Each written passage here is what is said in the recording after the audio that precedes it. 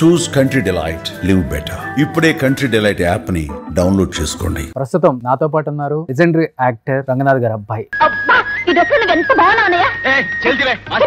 రోజు సైకిల్ తొక్కలేకపోతున్నాను నాన్న. బైక్ కొని పెట్టచ్చు కదా. తప్పకుండా కొని పెడతాను రా. నువ్వు ఫస్ట్ క్లాస్ లో పాస్ అవ్వు. 10th పాస్ అయినప్పుడు కూడా ఇలాగే అన్నావు. నేను కొన్ని ఓపెన్ గా అడుగుతాను, చెప్పండి.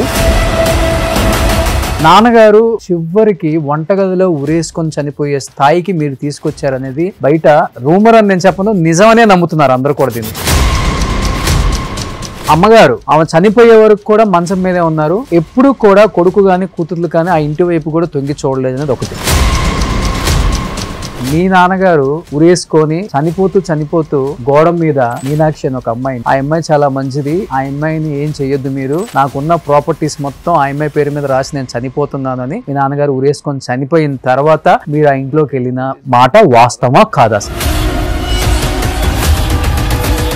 మీనాక్షి అనే అమ్మాయి మాకు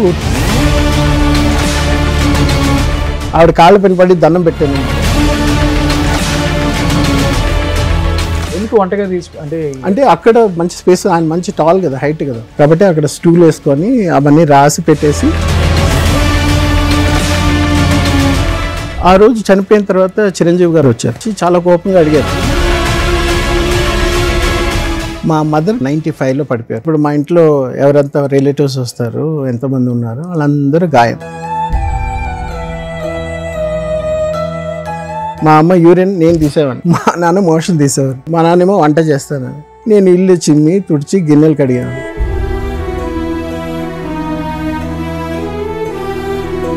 అంత పెద్ద హీరో ఇంట్లో హెల్పర్స్ ఎవరు లేరా? పనులు పెడితే 2-3 పెడితే గాయం. సెకండ్ డే అయ్యో ఈ స్మెల్ ఏంటి, యూరిన్ ఏంటి అని.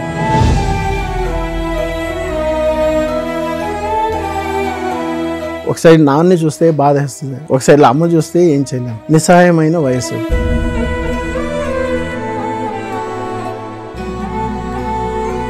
L12 L13 అని మీకు వర్టిబ్రే ఉంది కదా, అక్కడ కింద తగిలితే ఈ బొడ్డు కింద నుండి స్పర్శ లేకుండా నర్వ్ కట్ అయిపోయింది.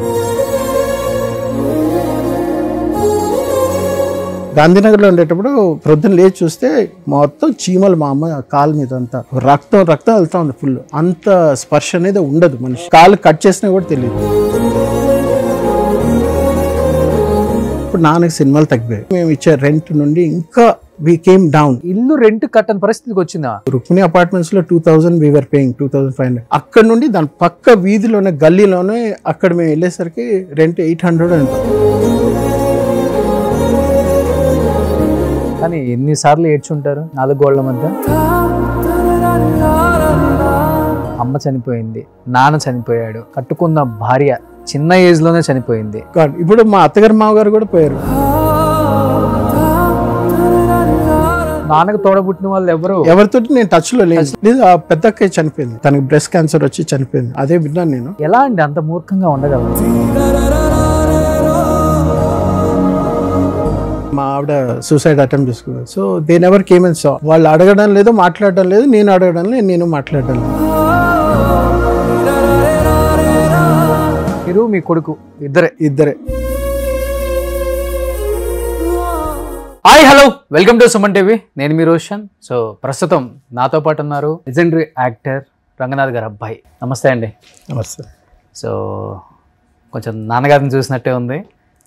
చాలా చాలా హ్యాపీగా ఉంది మిమ్మల్ని ఇలా చూడటం. ఎందుకంటే దాదాపు 350 పైగా చిత్రాలలో ఒక హీరోగా, ఒక విలన్గా, ఒక క్యారెక్టర్ ఆర్టిస్ట్గా, ఒక నాన్నగా, ఒక పెదనాన్నగా ఎంతోమందిని మెప్పించి, రంగనాథ్ గారు అంటే ఒక గొప్ప నటుడు మాత్రమే కాదు, ఒక గొప్ప మనిషి, చాలామందికి హెల్పింగ్ నేచర్ చేసే ఒక మంచి అలవాటు కూడా ఉంది ఆయనకి. అలాంటి గొప్ప వ్యక్తి కడుపున పుట్టిన మీరు నిజంగా చాలా చాలా అదృష్టవంతులండి. నాగేంద్ర కుమార్ గారు, రంగనాథ్ గారు ఈ జనరేషన్ ఎక్కువ గుర్తుపెట్టుకోవాలనుకుంటే నిజం సినిమాలో మహేష్ బాబు గారు నాన్నగా చేస్తారనమాట.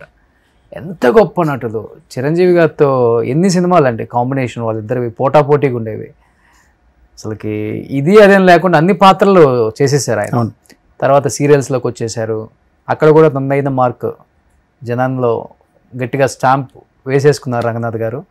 ఏం చెప్తారు నాన్నగారి ఆ లెగసీ అండ్ ఆయన సినిమాలు, ఆయన బాల్యం, ఆయన కుటుంబ నేపథ్యం చాలా మందికి తెలియదు. 10 years అయింది ఆయన చనిపోయి, కానీ ఆయన ఇప్పటికి మాకు గుర్తున్నారు అంటే కేవలం ఆయన సినిమాలు. అవును. బట్ ఆయన బ్యాక్గ్రౌండ్ ఏంటో మాకు తెలియదు. ప్లీజ్ ఒకసారి మీరు. షూర్, థ్యాంక్స్ రోషన్ గారు ఫస్ట్ పిలిచినందుకు. I think it's almost 1 year. అవును, అట్లీస్ట్ కొంచెం తెలియాలి కాబట్టి నేను ఇంత ఇంట్రో చెప్పాల్సి వచ్చింది. Correct. So first of all ఆయన కడుపులో పుట్టడం అనేది ఒక మహాభాగ్యం, ఏ జన్మలో చేసుకున్న పుణ్యమో అది. ఆయన బాల్యం, ఆయన he's the first son, 4-5 brothers ఉన్నారు. సో అందులో లాస్ట్ ఒక సిస్టర్. ఆయన ఫస్ట్ పుట్టిన మనిషి. సో ఫస్ట్ పుట్టిన బిడ్డగా వాళ్ళ అమ్మ నాన్నకి ఇంకెవరు లేరు, ఫస్ట్ పిల్లలు ఎవరైనా ఉంటే చాలు, నేను పెళ్లి చేసి పంపించేసాను, నాకు నీ పుట్టిన మొదటి కొడుకు నాకు ఇవ్వు, నేను పెంచుకుంటాను, నువ్వు ఎంతమందిని కావాలంటే కనుక్కో అనేసరికి తనేంటి, మా తాతగారు అంటే మా నాన్నకి తాత మందసా మహారాజ్ అని ఉండేవారు, వారి దగ్గర పర్సనల్ డాక్టర్గా ఉండేవారు. ఓకే. సో అక్కడ ఉండేసరికి మా నాన్నని పెంచుకున్నారు వాళ్ళు. సమ్మర్ హాలిడేస్లో వాళ్ళ అమ్మా నాన్న వచ్చి చూసి వెళ్ళేవారు వాళ్ళ అమ్మింట్లో. ఓకే. అలాగ పెరిగేసరికి ఆయనకి చిన్నప్పటి నుండి ఎలా అనిపించిందంటే ఒక యాటిట్యూడ్, నేను రాజుల వంశం దగ్గర బ్రతికే మనిషిని, మా తాత ఒక గొప్ప doctor, personal doctor for a king అని మైండ్ సెట్లో చిన్నప్పటి నుండి పెరిగారు. వాళ్ళ నాన్నగారు వచ్చి రైల్వేస్లో గార్డ్, వాళ్ళమ్మ హోమ్ మేకరే. సో వాళ్ళందరూ బ్రదర్స్, ఒక సిస్టరు, వాళ్ళ అమ్మ నాన్న చూడ్డానికి వచ్చేవారు సంవత్సరానికి ఒకసారి. అలాగా ఉండేది వాళ్ళ రిలేషన్షిప్. ఈయన సెపరేట్గా పెరిగారు, చిన్నప్పుడు నుండే సెపరేట్గా పెరిగారు వాళ్ళ తాత దగ్గర. ఆయన పేరు పార్థసారథి, వాళ్ళ అమ్మమ్మ పేరు నాదనాయకమ్మ. సో అలా పెరిగిన మనిషికి ఒక వ్యక్తిత్వం అంటే ఒక బిహేవియర్, యాటిట్యూడ్ ఎలా పెరిగిందంటే I belong to the elite group okay అన్నట్టు అలా పెరిగారు. సో ఏమైపోయిందంటే నేను అలా ఉండాలంటే రాజులాగే ఫీల్ అయ్యారు, అలా ఫీల్ అయ్యారు. కాబట్టి ఆయన నడిచే నడకైనా సరే మీరు చాలా సినిమాల్లో కానీ బయట కూడా చూసారంటే చాలా గంభీరంగా ఉంటుంది. వాయిస్ కూడా అంతే, వాయిస్ అంతే, the way he carries himself. ఎక్కడ మీరు ఆయన నవ్వడం కనిపించరు. Is a man of very high stature. High stature అనేది చాలా పెద్ద పదం, ఎందుకంటే ఆయన స్టార్టింగ్ కెరియర్లో రైల్వేస్లో టికెట్ కలెక్టర్గా ఉండి పెళ్లి చేసుకొని 3 పిల్లల్ని 21 yearsకి 3 పిల్లల్ని కనేసి రైల్వేస్లో ఉండేటప్పుడు జాబ్ పెట్టుకొని సినిమాలో ట్రై చేశారు. గిరిబాబు అని ఒక ఆయన ఉండేవారు ప్రొడ్యూసర్. ఈ గిరిబాబు గారు కాదు, ఈయన మా ఫాదర్కి బాగా క్లోజ్ ఫ్రెండ్. సో వేరే ప్రొడ్యూసర్ గిరిబాబు, డైరెక్టర్ గిరిబాబు అనుకుంటాను. ఆయనకి ఫోటోలు అన్ని పంపిస్తే ఆయన చూసి సైడ్ ప్రొఫైల్లో బాగుంది, రంగనాథ్ మంచి హైట్ ఉన్నాడే, 6 అడుగులు అందగాడు, టాల్ డార్క్ అండ్ హ్యాండ్సమ్ లాగా బాగున్నాడే. అప్పుడే మీకు ఒక జనరేషన్ మారుతుంది 70s ఎలా మారుతుందంటే అప్పుడే కృష్ణ గారు, సో హర్నాథ్ గారు, ఆ టైంలో నుండి వచ్చే కొత్త బ్లడ్, పాత నీరు పోయి కొత్త నీరు వచ్చే టైంలో అప్పుడు మా ఫాదర్ ఎంటర్ అయ్యారు. అప్పుడు ఫస్ట్ సినిమా ఎవరు మన అక్కినేని నాగేశ్వరరావు గారి సినిమా, చిన్న కెమెరాలో వెనకాల ఎక్కడో కనిపిస్తారు ఆయన. దాని తర్వాత చందన అనే సినిమాతో స్టార్ట్ అయింది కెరియర్. సో అది సినిమా ఫ్లాప్, అది హీరోయిన్ ఓరియంటెడ్ సినిమా. ఫ్లాప్ అయిన తర్వాత 10-12 సినిమాలు వచ్చాయి ఆఫర్స్. వచ్చిన తర్వాత ఒకదాని తర్వాత ఒకటి అలా సినిమాలు ఒక 30-40-50 సినిమాల పైన హీరోగా చేశారు. అందులో ఆ టైంలో మంచి సినిమాలు అంటే ఈ చదువులు మాకొద్దు, తర్వాత లవ్ ఇన్ సింగపూర్, అందులో చిరంజీవి గారు సెకండ్ హీరో, మా ఫాదర్ ఫస్ట్ హీరో. చెప్పుకోవడానికి బాగుంటుంది కానీ అదొకటి. తర్వాత ఇంటింటి రామాయణం, మళ్ళీ Pantulamma. These were very nice movies. పాటలు అయినా సరే. ఎస్పి బాలసుబ్రహ్మణ్యం గారికి మా నాన్న అంటే చాలా ఇష్టం, ఎస్పిబి గారికి. సో అంటే ఆయన ఒక ఇంటర్వ్యూలో కూడా చెప్పినట్టున్నారు, పాడుతా తీయగాను. అందులో చంద్రమోహన్ గారును రంగనాథ్ గారు నేను పాడేటప్పుడు ఆ లిప్సింగ్కి న్యాయం చేసే 2 మంచి హీరోలు అంటే వాళ్ళని maybe out of affection, personal relationship వల్ల చెప్పారు ఏమో, కానీ అదొక కాంప్లిమెంట్గా చెప్పారు. కాబట్టి మా ఫాదర్కిను ఎస్పీబీ గారికి ఒక మంచి రిలేషన్షిప్ ఉండేది. ఇది ఎందుకు చెప్తాను నేను తర్వాత చెప్తాను. సో అలా స్టార్ట్ అయిన కెరియరు. తనతో పాటు 20-30 మంది ఫ్యామిలీ మెంబర్స్, వీళ్ళని అందరినీ తెచ్చి పెట్టి పోషించి నెలకి 200-300 కిలోల బియ్యం నడిచేది రోజు. ఆ హీరో టైంలో ఏమైపోయిందంటే సపోర్ట్ ఎవరు లేరు ఆయనకి. సపోర్ట్ ఎవరు లేకపోయేసరికి ఒక సైడు తమ్ముళ్ళు చదువుతున్నారు, ఒక తమ్ముడేమో డాక్టర్ MBBS ఆయన చదువుతున్నారు, ఒక సైడ్లో మేము పిల్లలు, ఒక సైడ్లో ఆయన బ్రదర్స్, వాళ్ళ ఫ్యామిలీస్, వాళ్ళ పిల్లలు, ఇంతమంది పెట్టుకునేసరికి ఇల్లు గడవాలి కదా. అక్కడ కొంచెం వెయిట్ చేయలేకపోయారు హీరో ఛాన్సెస్కి, కొంచెం డౌన్ అయినాం. అప్పుడు క్యారెక్టర్ రోల్స్కి వెళ్ళారు. అప్పుడు టికెట్ కలెక్టర్ గా మానేసారు, మానేసి కంప్లీట్ గా చెన్నైకి వచ్చేసారు. ఓకే, ఎన్ని ఇయర్స్ చేశారు అసలుకి? 74 లో వచ్చారు. వచ్చిన తర్వాత అక్కడ నుండి చెన్నైలోనే ఉండిపోయాము. ఓకే, గవర్నమెంట్ జాబ్ వదిలేసి చెన్నైకి వచ్చేసి అక్కడ అంటే సినిమాలు వస్తున్నాయి, మంచి ఆఫర్స్ వస్తున్నాయి, బాగా చేస్తున్నాడని ఎప్పుడు 10 సినిమాల ఆఫర్స్ వచ్చిందో చంద్ర ఆ టైం నుండి వచ్చేసి 74లో వచ్చారు ఇండస్ట్రీ. సో అప్పుడు స్టార్ట్ అయిపోయింది. వచ్చిన తర్వాత ఏంటంటే ఇట్ జస్ట్ వెంట్ ఆన్. అప్పుడు ఫ్యామిలీ వాళ్ళని చూసుకోవాలి, వాళ్ళకి మీన్స్ ఆర్థికంగా ఇంకెవరు లేరు support. So he was struggling to meet the ends. అందరిని 23 మంది 25 మందిని పోషించాలంటే ఇట్స్ నాట్ ఇంటికి పెద్ద కాబట్టి, ఇంటికి పెద్ద. ఓకే. సో ఎవరైనా అడిగినా హీరో రంగనాథ్ వాళ్ళ ఫ్యామిలీ వాళ్ళంటే ఎవరెక్కడ చిన్న చూపు చూస్తారని అందరిని దగ్గర 23 మంది ఉన్నారు అప్పటికే. 23 మంది. నాన్నకు పెళ్ళి అయిపోయి మీ ముగ్గురు కూడా పుట్టేశారు. పుట్టేసిన తర్వాత సో మాకంటూ ఆస్తులు, మాకంటూ ఇవంటూ కాపాడుకోవడానికి చేయడానికి ఆయన సెల్ఫిష్ మనిషి కాదు ఫస్ట్ ఆఫ్ ఆల్. సో ఎవరిని అందరినీ చూసుకుందాం, అందరూ బాగుండాలి, అందులో మనం ఉండాలనే రకం మనిషి కాబట్టి అదే మా యాటిట్యూడ్ మాకు కూడా వచ్చింది.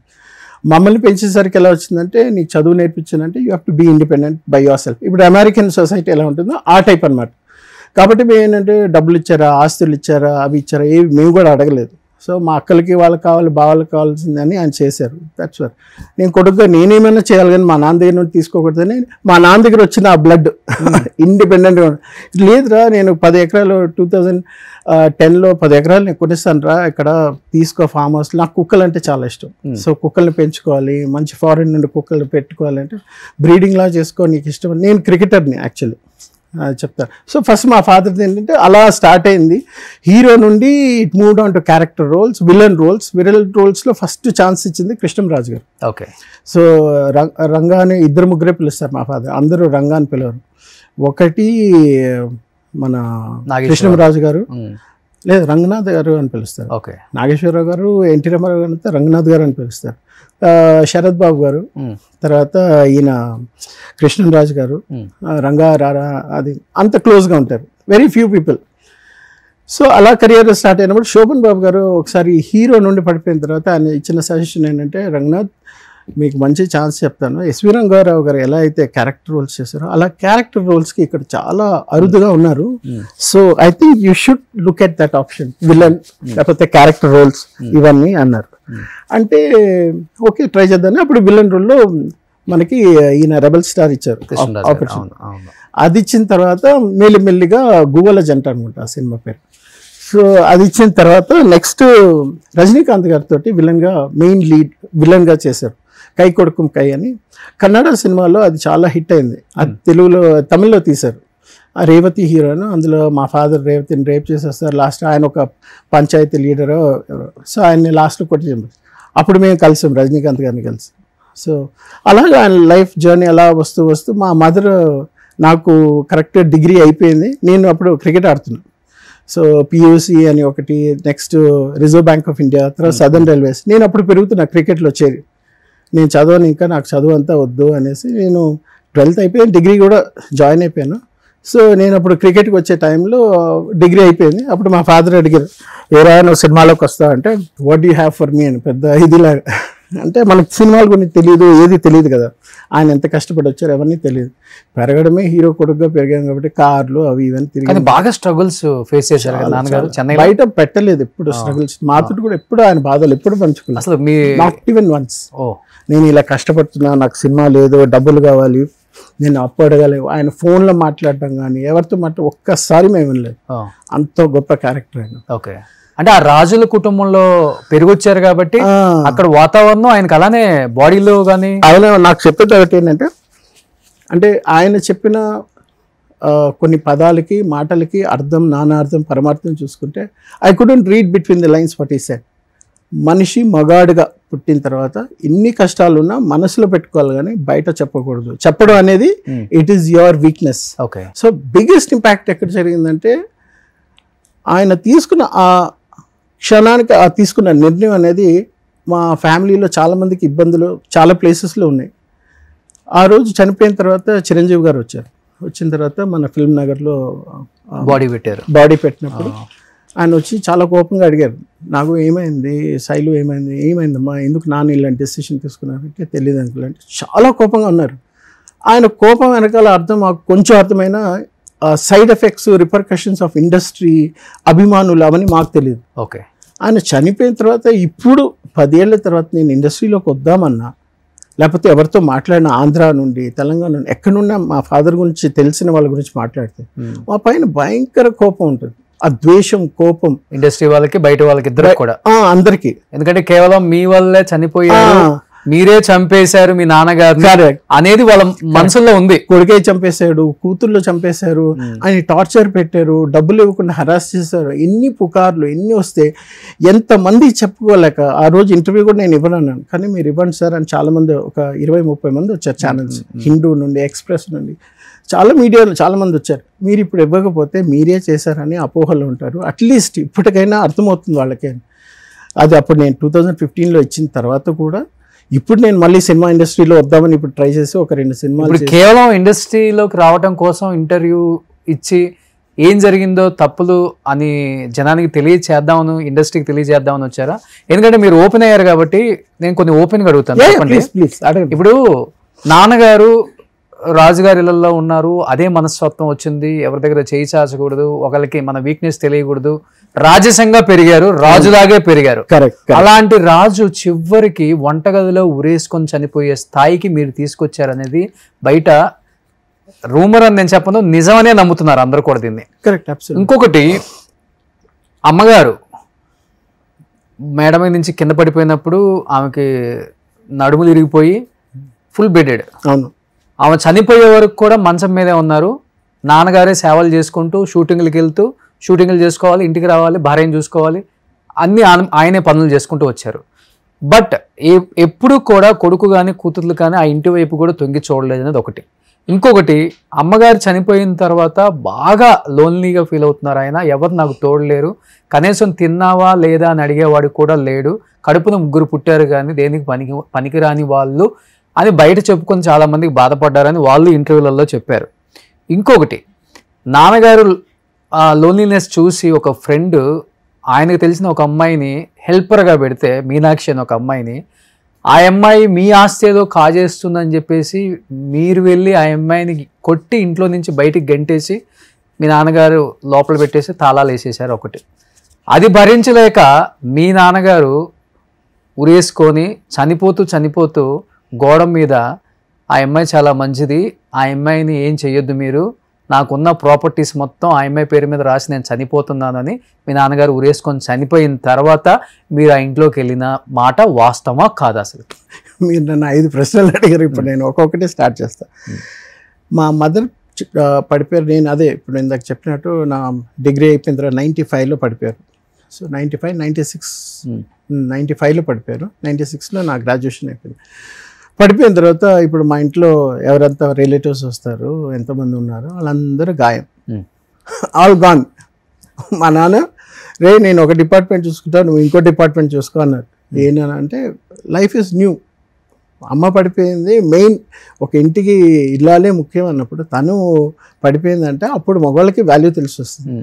సరేరా నేను అమ్మని కొంచెం చూసుకుంటాను, నువ్వు ఇంటి పని చేసుకో, నేను కూడా ఇంటి పని చూసుకుంటానని అప్పుడు మీ ఇద్దరం వర్క్ డివైడ్ చేసుకున్నాం. మా అమ్మ యూరిన్ నేను తీసేవాడిని, మా నాన్న మోషన్ తీసేవాడిని. నెక్స్ట్ మా నాన్నేమో వంట చేస్తాను, నేను ఇల్లు చిమ్మి తుడిచి గిన్నెలు కడిగాను. ఇవన్నీ మీ ఇద్దరం చేసుకున్నాం. ఈ విషయాలు ఎవరికి తెలియదు. ఎలా గడిచింది ఇల్లు. అంత పెద్ద హీరో ఇంట్లో హెల్పర్స్ ఎవరు లేరా? పనులు పెడితే 2-3 పెడితే గాయం. సెకండ్ డే అయ్యో ఈ స్మెల్ ఏంటి, యూరిన్ ఏంటి అని ఎవరు చేశారు? ఎవరికి తెలుసు నేను చేసింది ఏంటి? మా అమ్మ నాన్న పక్కన నేను చేసింది ఏంటి, నేను పడిన క్షోభ ఏంటి, నేను అనుభవించిన నరకం ఏంటి. ఒకసారి నాన్నని చూస్తే బాధ వేస్తుంది, ఒకసారి అమ్మ చూస్తే ఏం చేయలేము. నిస్సహాయమైన వయసు. మా నాన్నకి one of the best friends in the world is me. అది చాలా మందికి తెలియదు. ఎందుకు ఇంత మంచి బెస్ట్ ఫ్రెండ్ వాళ్ళలోనే అన్నారు? చనిపోయేటప్పుడు నాన్న పక్కన లేకుండా. చెప్తా, I will tell you. Coming back to the point, ఆయన తీసుకున్న డెసిషన్కి మా అమ్మ చనిపోయిన తర్వాత అప్పుడు చిన్నప్పటి నుండి చెప్పారు, చైతన్య నువ్వు చనిపోతే నేను వెంటనే చచ్చిపోతాను, నాకు ఈ ప్రపంచంలో లేదు అంటే. నేను నాన్న ఈ పిచ్చి మాటలని అనకండి, మాకు పెరుగుతున్నాం కదా, మాకు ఎలా ఉంటుంది, అమ్మకోసం అన్నారంటే సెపరేట్గా అన్నాను కానీ మా ముందు అనకండి. అంటే అమ్ములు అని పిలుస్తారు. వాళ్ళ హస్బెండ్ వైఫ్ వాళ్ళ రిలేషన్షిప్ కాబట్టి చాలా క్లోజ్గా ఉండేది. And he's a very sensitive person. మా నాన్న చాలా సెన్సిటివ్. అందుకే బయట వాళ్ళతో మాట్లాడినా మనల్ని ఏదో ఒక అంచనా వేస్తారు, దిల్ స్టార్ట్ జడ్జింగ్ అస్ అని ఫ్యామిలీతోటే ఎక్కువ టైం స్పెండ్ చేస్తారు. షూటింగ్కి వెళ్ళకపోతే ఇంట్లోనే కూర్చుంటారు. నన్ను రారా కూర్చొని మన క్రికెట్ ఆడదాం గ్రిప్స్ తే అని టెన్నిస్ నైట్ నిద్రపోకపోయినా టెన్నిస్ ర్యాకెట్ పెట్టి ఊపుతా ఉంటారు. ఏనైనా పడుకోలేదంట, లేదురా నిద్ర పట్టలేదంటారు. మేము ఎన్ని టాపిక్స్ మాట్లాడాం. We use to talk about you name anything under the sun. Science గురించి అయినా, లేకపోతే ఫిజిక్స్ కానీ, లేకపోతే లైఫ్ గురించి కానీ, భగవద్గీత, రామాయణం ఎవరు రాశారు ఏంటి, మహాత్మా గాంధీ ఏంటి, ఆ టైంలో వచ్చినాయి, ఇవన్నీ మాట్లాడారు. అంత క్లోజ్ కంపెనీయన్ మా నాన్నకి నేను తప్ప ఇంకెవరు లేరు. ఆయనకు ఒక ఫ్రెండ్ ఉండేవారు, ఆ నంద అని. ఆయన ఎప్పుడన్నా వస్తారు, మాట్లాడతారు. వాళ్ళ ఫ్రెండ్షిప్ రిలేషన్షిప్ అది వేరే ఉండేది. But day to day basis మేము ఇలాగే ఉండేవాళ్ళం. ఉండేటప్పుడు చెన్నైలో ఇంకా అయిపోయిన తర్వాత ఇంకా ఆ ఇల్లు అమ్మేసాము, వేరే ఇంటికి వచ్చాము. మా మదర్ పడిపోయిన తర్వాత ఇంకా ఆ సెంటిమెంట్ తో ఆ ఇల్లు వద్దనా? లేదు, ఆ ఇల్లు మా అక్క పెళ్లి కోసం అని అది అమ్మేశారు ఆ టైంలో.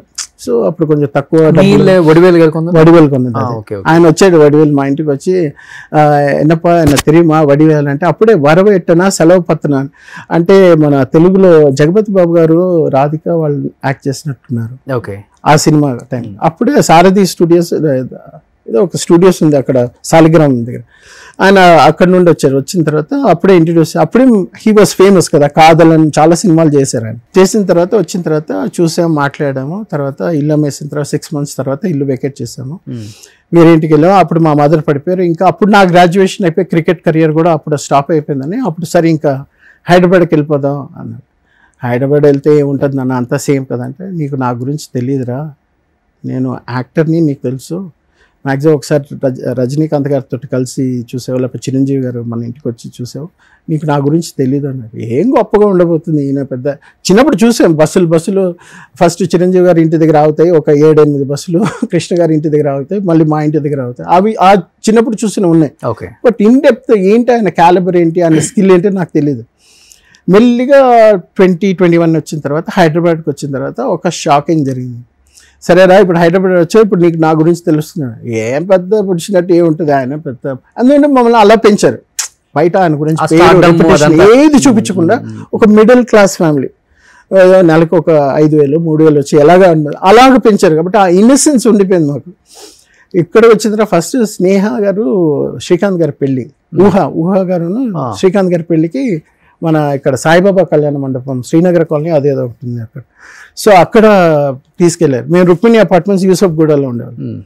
అప్పుడు వెళ్తే మేము ఇటు మెట్లు ఎక్కుతున్నాం, నేను మా బాబాయ్ ఒక ఆయన వచ్చారు, నేను కూడా వస్తానంటే సరే నేను మా నాన్న వెళ్ళాము. చంద్రబాబు మేము పైకి ఇలా ఎక్కాము, చంద్రబాబు నాయుడు గారు ఇలా వెళ్తున్నారు, వెనకాల 100 మంది ఉన్నారు బెటాలియన్ తోటి. నేను ఇలా ఎక్కిన తర్వాత ఆయన చూసి నేను మా నాన్న మా ముగ్గురు గోడకు అతుక్కున్నాం. సీఎం వెళ్తే అప్పుడు ఆయన సీఎం కదా అంటే గోడ అతుక్కుంటే అందరిని ఆపేసి చంద్రబాబు నాయుడు గారు ఒంటరిగా అక్కడ నడుచుకొని వచ్చారు.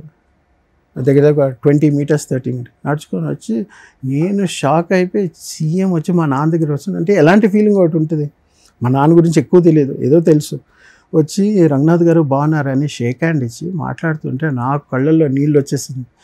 మా నాన్న ఇంత సింపుల్గా ఉంటాడా ఈ మనిషి, ఏంటి ఈయనకి ఇంత ఉందా, ఇంత డౌన్ టు ఎర్త్ మా నాన్న. రండి మీరేంటి కలవరు ఏంటి, ఆఫీస్ రండి ఒకసారి కలుద్దాం రండి అంటే మా నాన్న కూడా ఇలా చేతులు కొట్టి షోర్ అండి వస్తానండి.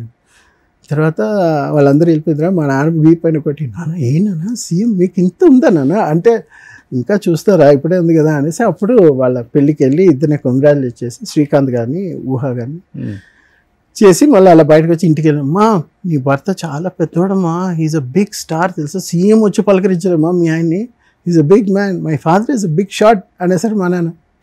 ఏమో చైతన్య వాడికి ఏం తెలియదు చెప్పు కొంచెం అంటే వాడికి ఏం చెప్పానండి పొన్ని అనేసి. కానీ అమ్మ అప్పటికి మేము చెన్నై నుండి హైదరాబాద్కి వచ్చాం. ఓకే, కానీ నాన్న అంత పెద్ద స్టారు, భయంకరంగా సంపాదించేశారు. అమ్మ చాలా యంగ్, పెద్ద పెద్ద హాస్పిటల్స్ లేకపోతే వేరే కంట్రీకి తీసుకెళ్ళి ట్రీట్మెంట్ చేస్తే క్యూర్ అవుతుంది, యాజ్ యూజువల్గా ఎప్పుడులాగే అట్లీస్ట్ స్టిక్తో అయినా నడుస్తారు అనేవి చెప్పలేదా? లేదు, అట్లా వదిలేశారు అనేది కూడా ఒకటి ఉంది. లేదు, ఇప్పుడు మీకు కేసు ఎలాంటి కేసు అంటే ఇంగ్లీష్లో సూపర్ మ్యాన్ యాక్ట్ చేసిన క్రిస్టోఫర్ రీవ్స్ అని ఉంటాడు. ఆయన కూడా సేమ్, ఆయన గుర్రం నుండి పడిపోయాడు.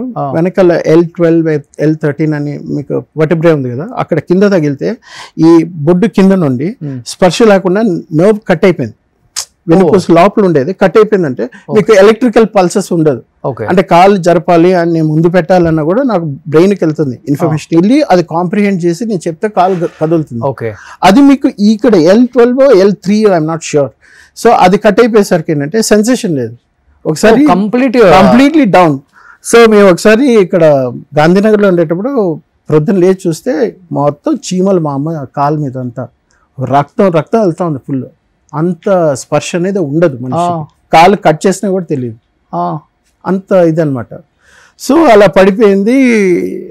అదే I just come back to that. So ఇప్పుడు ఏంటంటే ఇప్పుడు అక్కడ నుండి హైదరాబాద్ వచ్చాము. హైదరాబాద్ వచ్చిన తర్వాత మళ్ళీ ప్రోగ్రామింగ్ చేశాను, సైబే C++ అవన్నీ అయిపోయింది.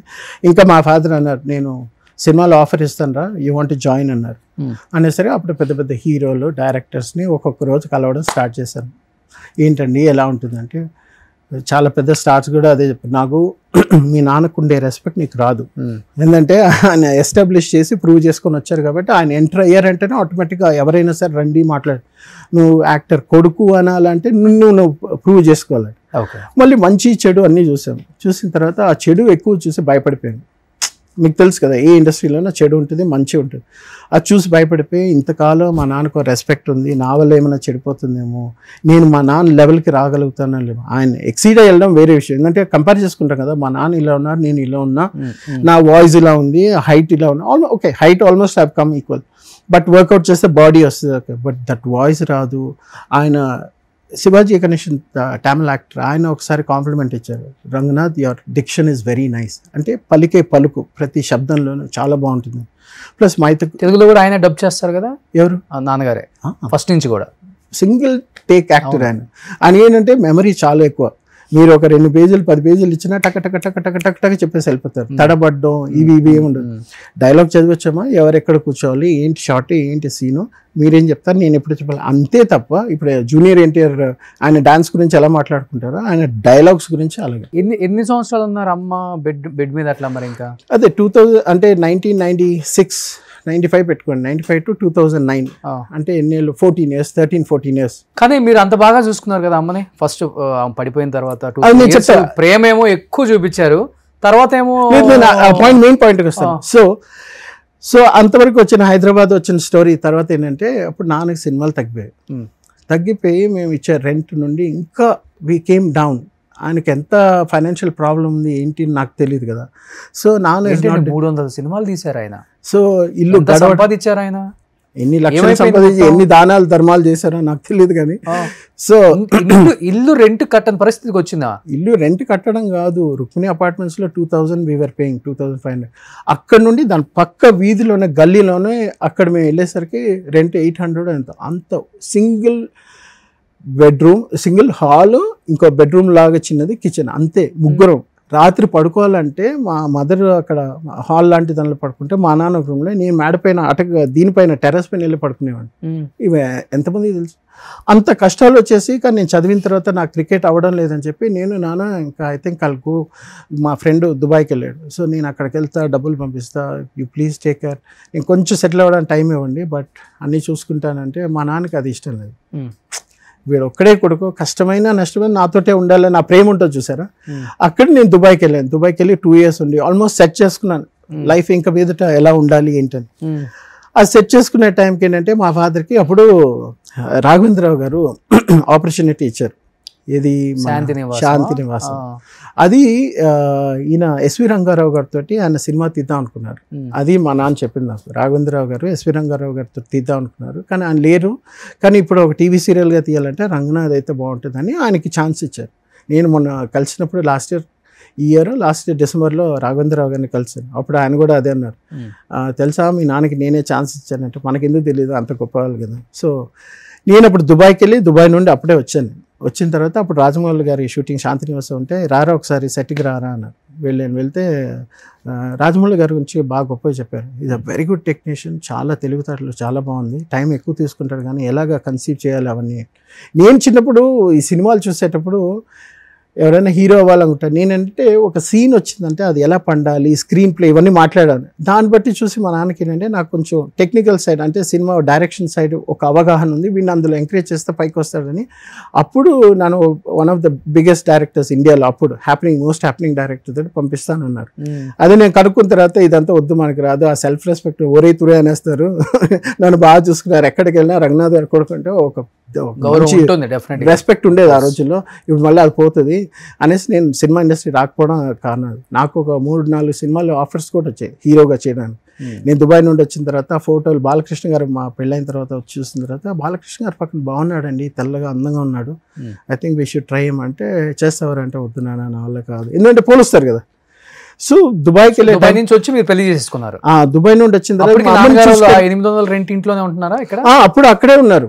నేను దుబాయ్కి వెళ్ళి వచ్చిన తర్వాత ఇంకా వాళ్ళిద్దరిని షిఫ్ట్ చేసి రుక్మిణి అపార్ట్మెంట్స్ మళ్ళీ అక్కడికి పాతదానికి వచ్చి మళ్ళీ ఇక మీద లైఫ్ డిఫరెంట్ ఉంటుంది. ప్లస్ ట్రాన్సిషన్ ఫేజ్ లో నేను కూడా ఉన్నా. దుబాయ్లో ఒక పెద్ద బ్రిటిష్ కాలేజ్ ఉంది, వాళ్ళ దగ్గర సెటిల్ అవ్వడము అవి ఇవన్నీ చాలా చూస్తున్నాం.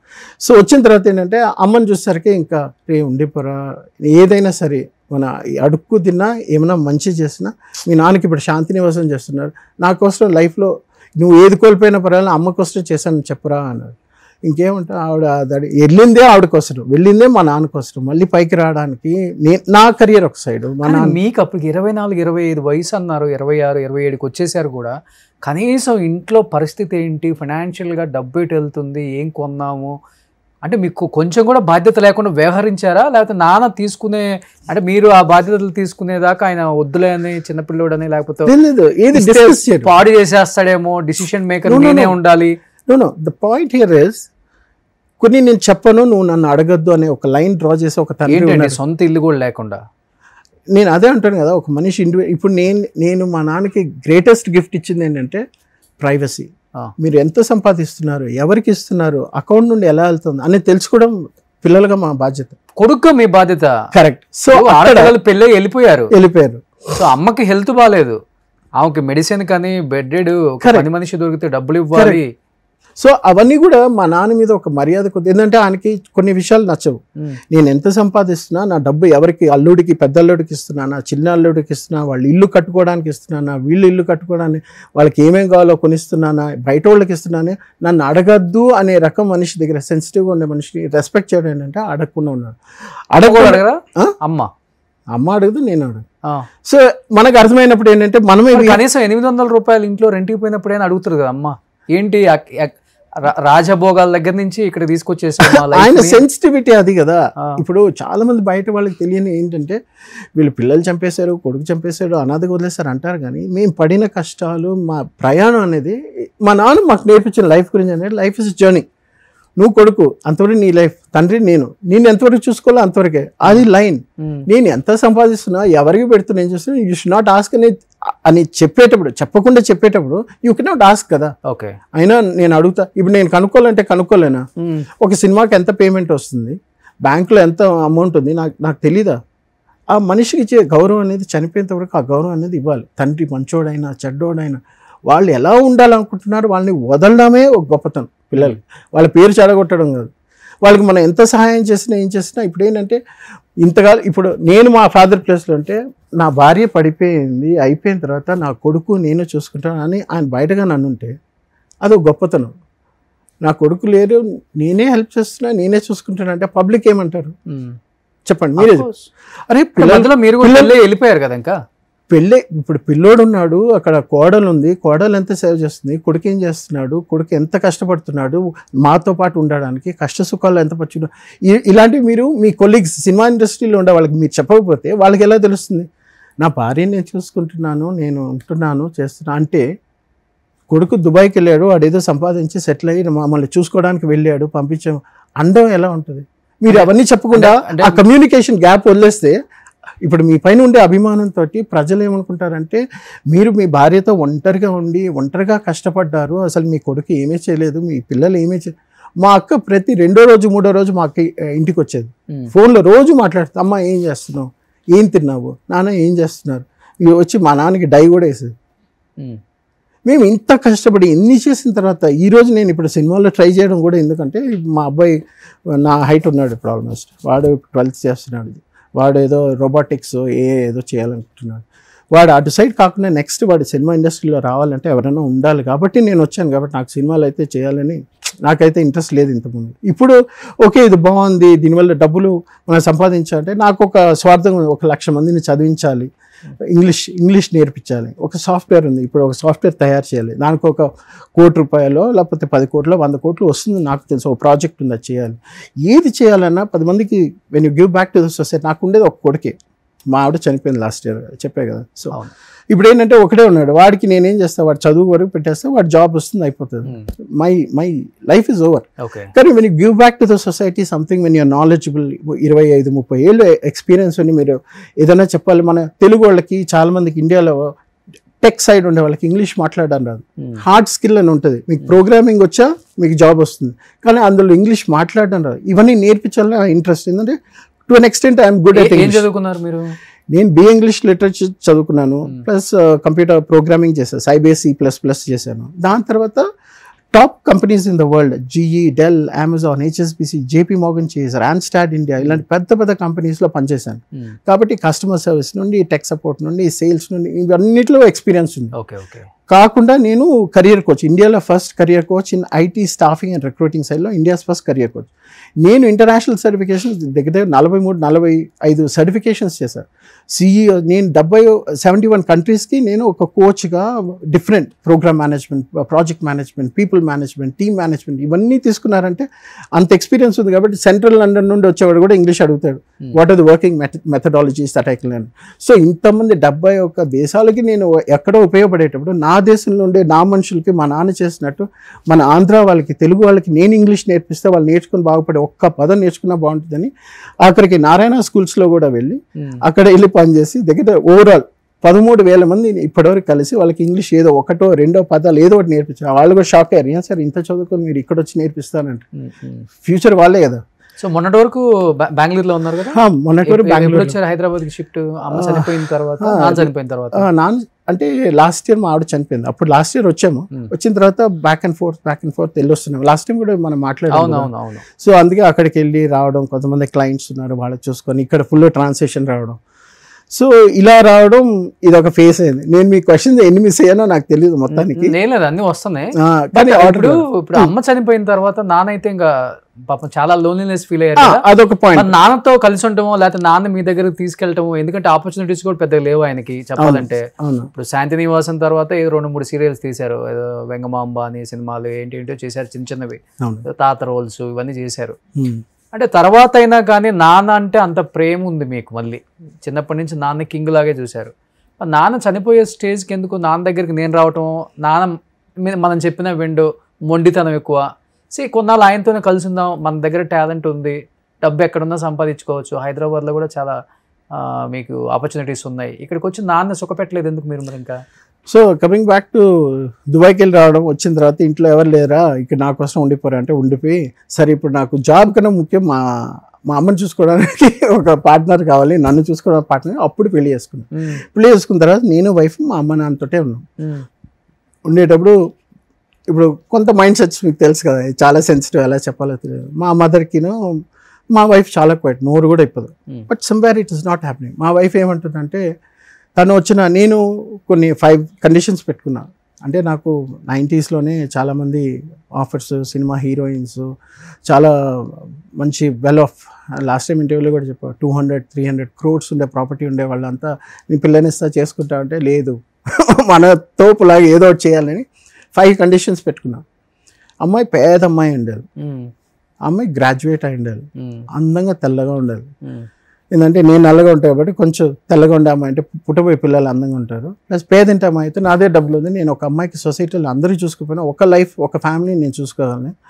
నెక్స్ట్ 3వది గ్రాడ్యుయేట్ అయి ఉండాలి. పిల్లల్ని చదివించాలంటే నేను ఒక్కనే కాదు, తను చదివించాలి. ప్లస్ మేము మా ఫ్యామిలీలో అందరికీ పెళ్ళిళ్ళు అంతా పెద్ద పెద్ద విధంగా హీరోస్, హీరోయిన్స్ అందరూ వచ్చి, సెలబ్రిటీస్ వచ్చారు.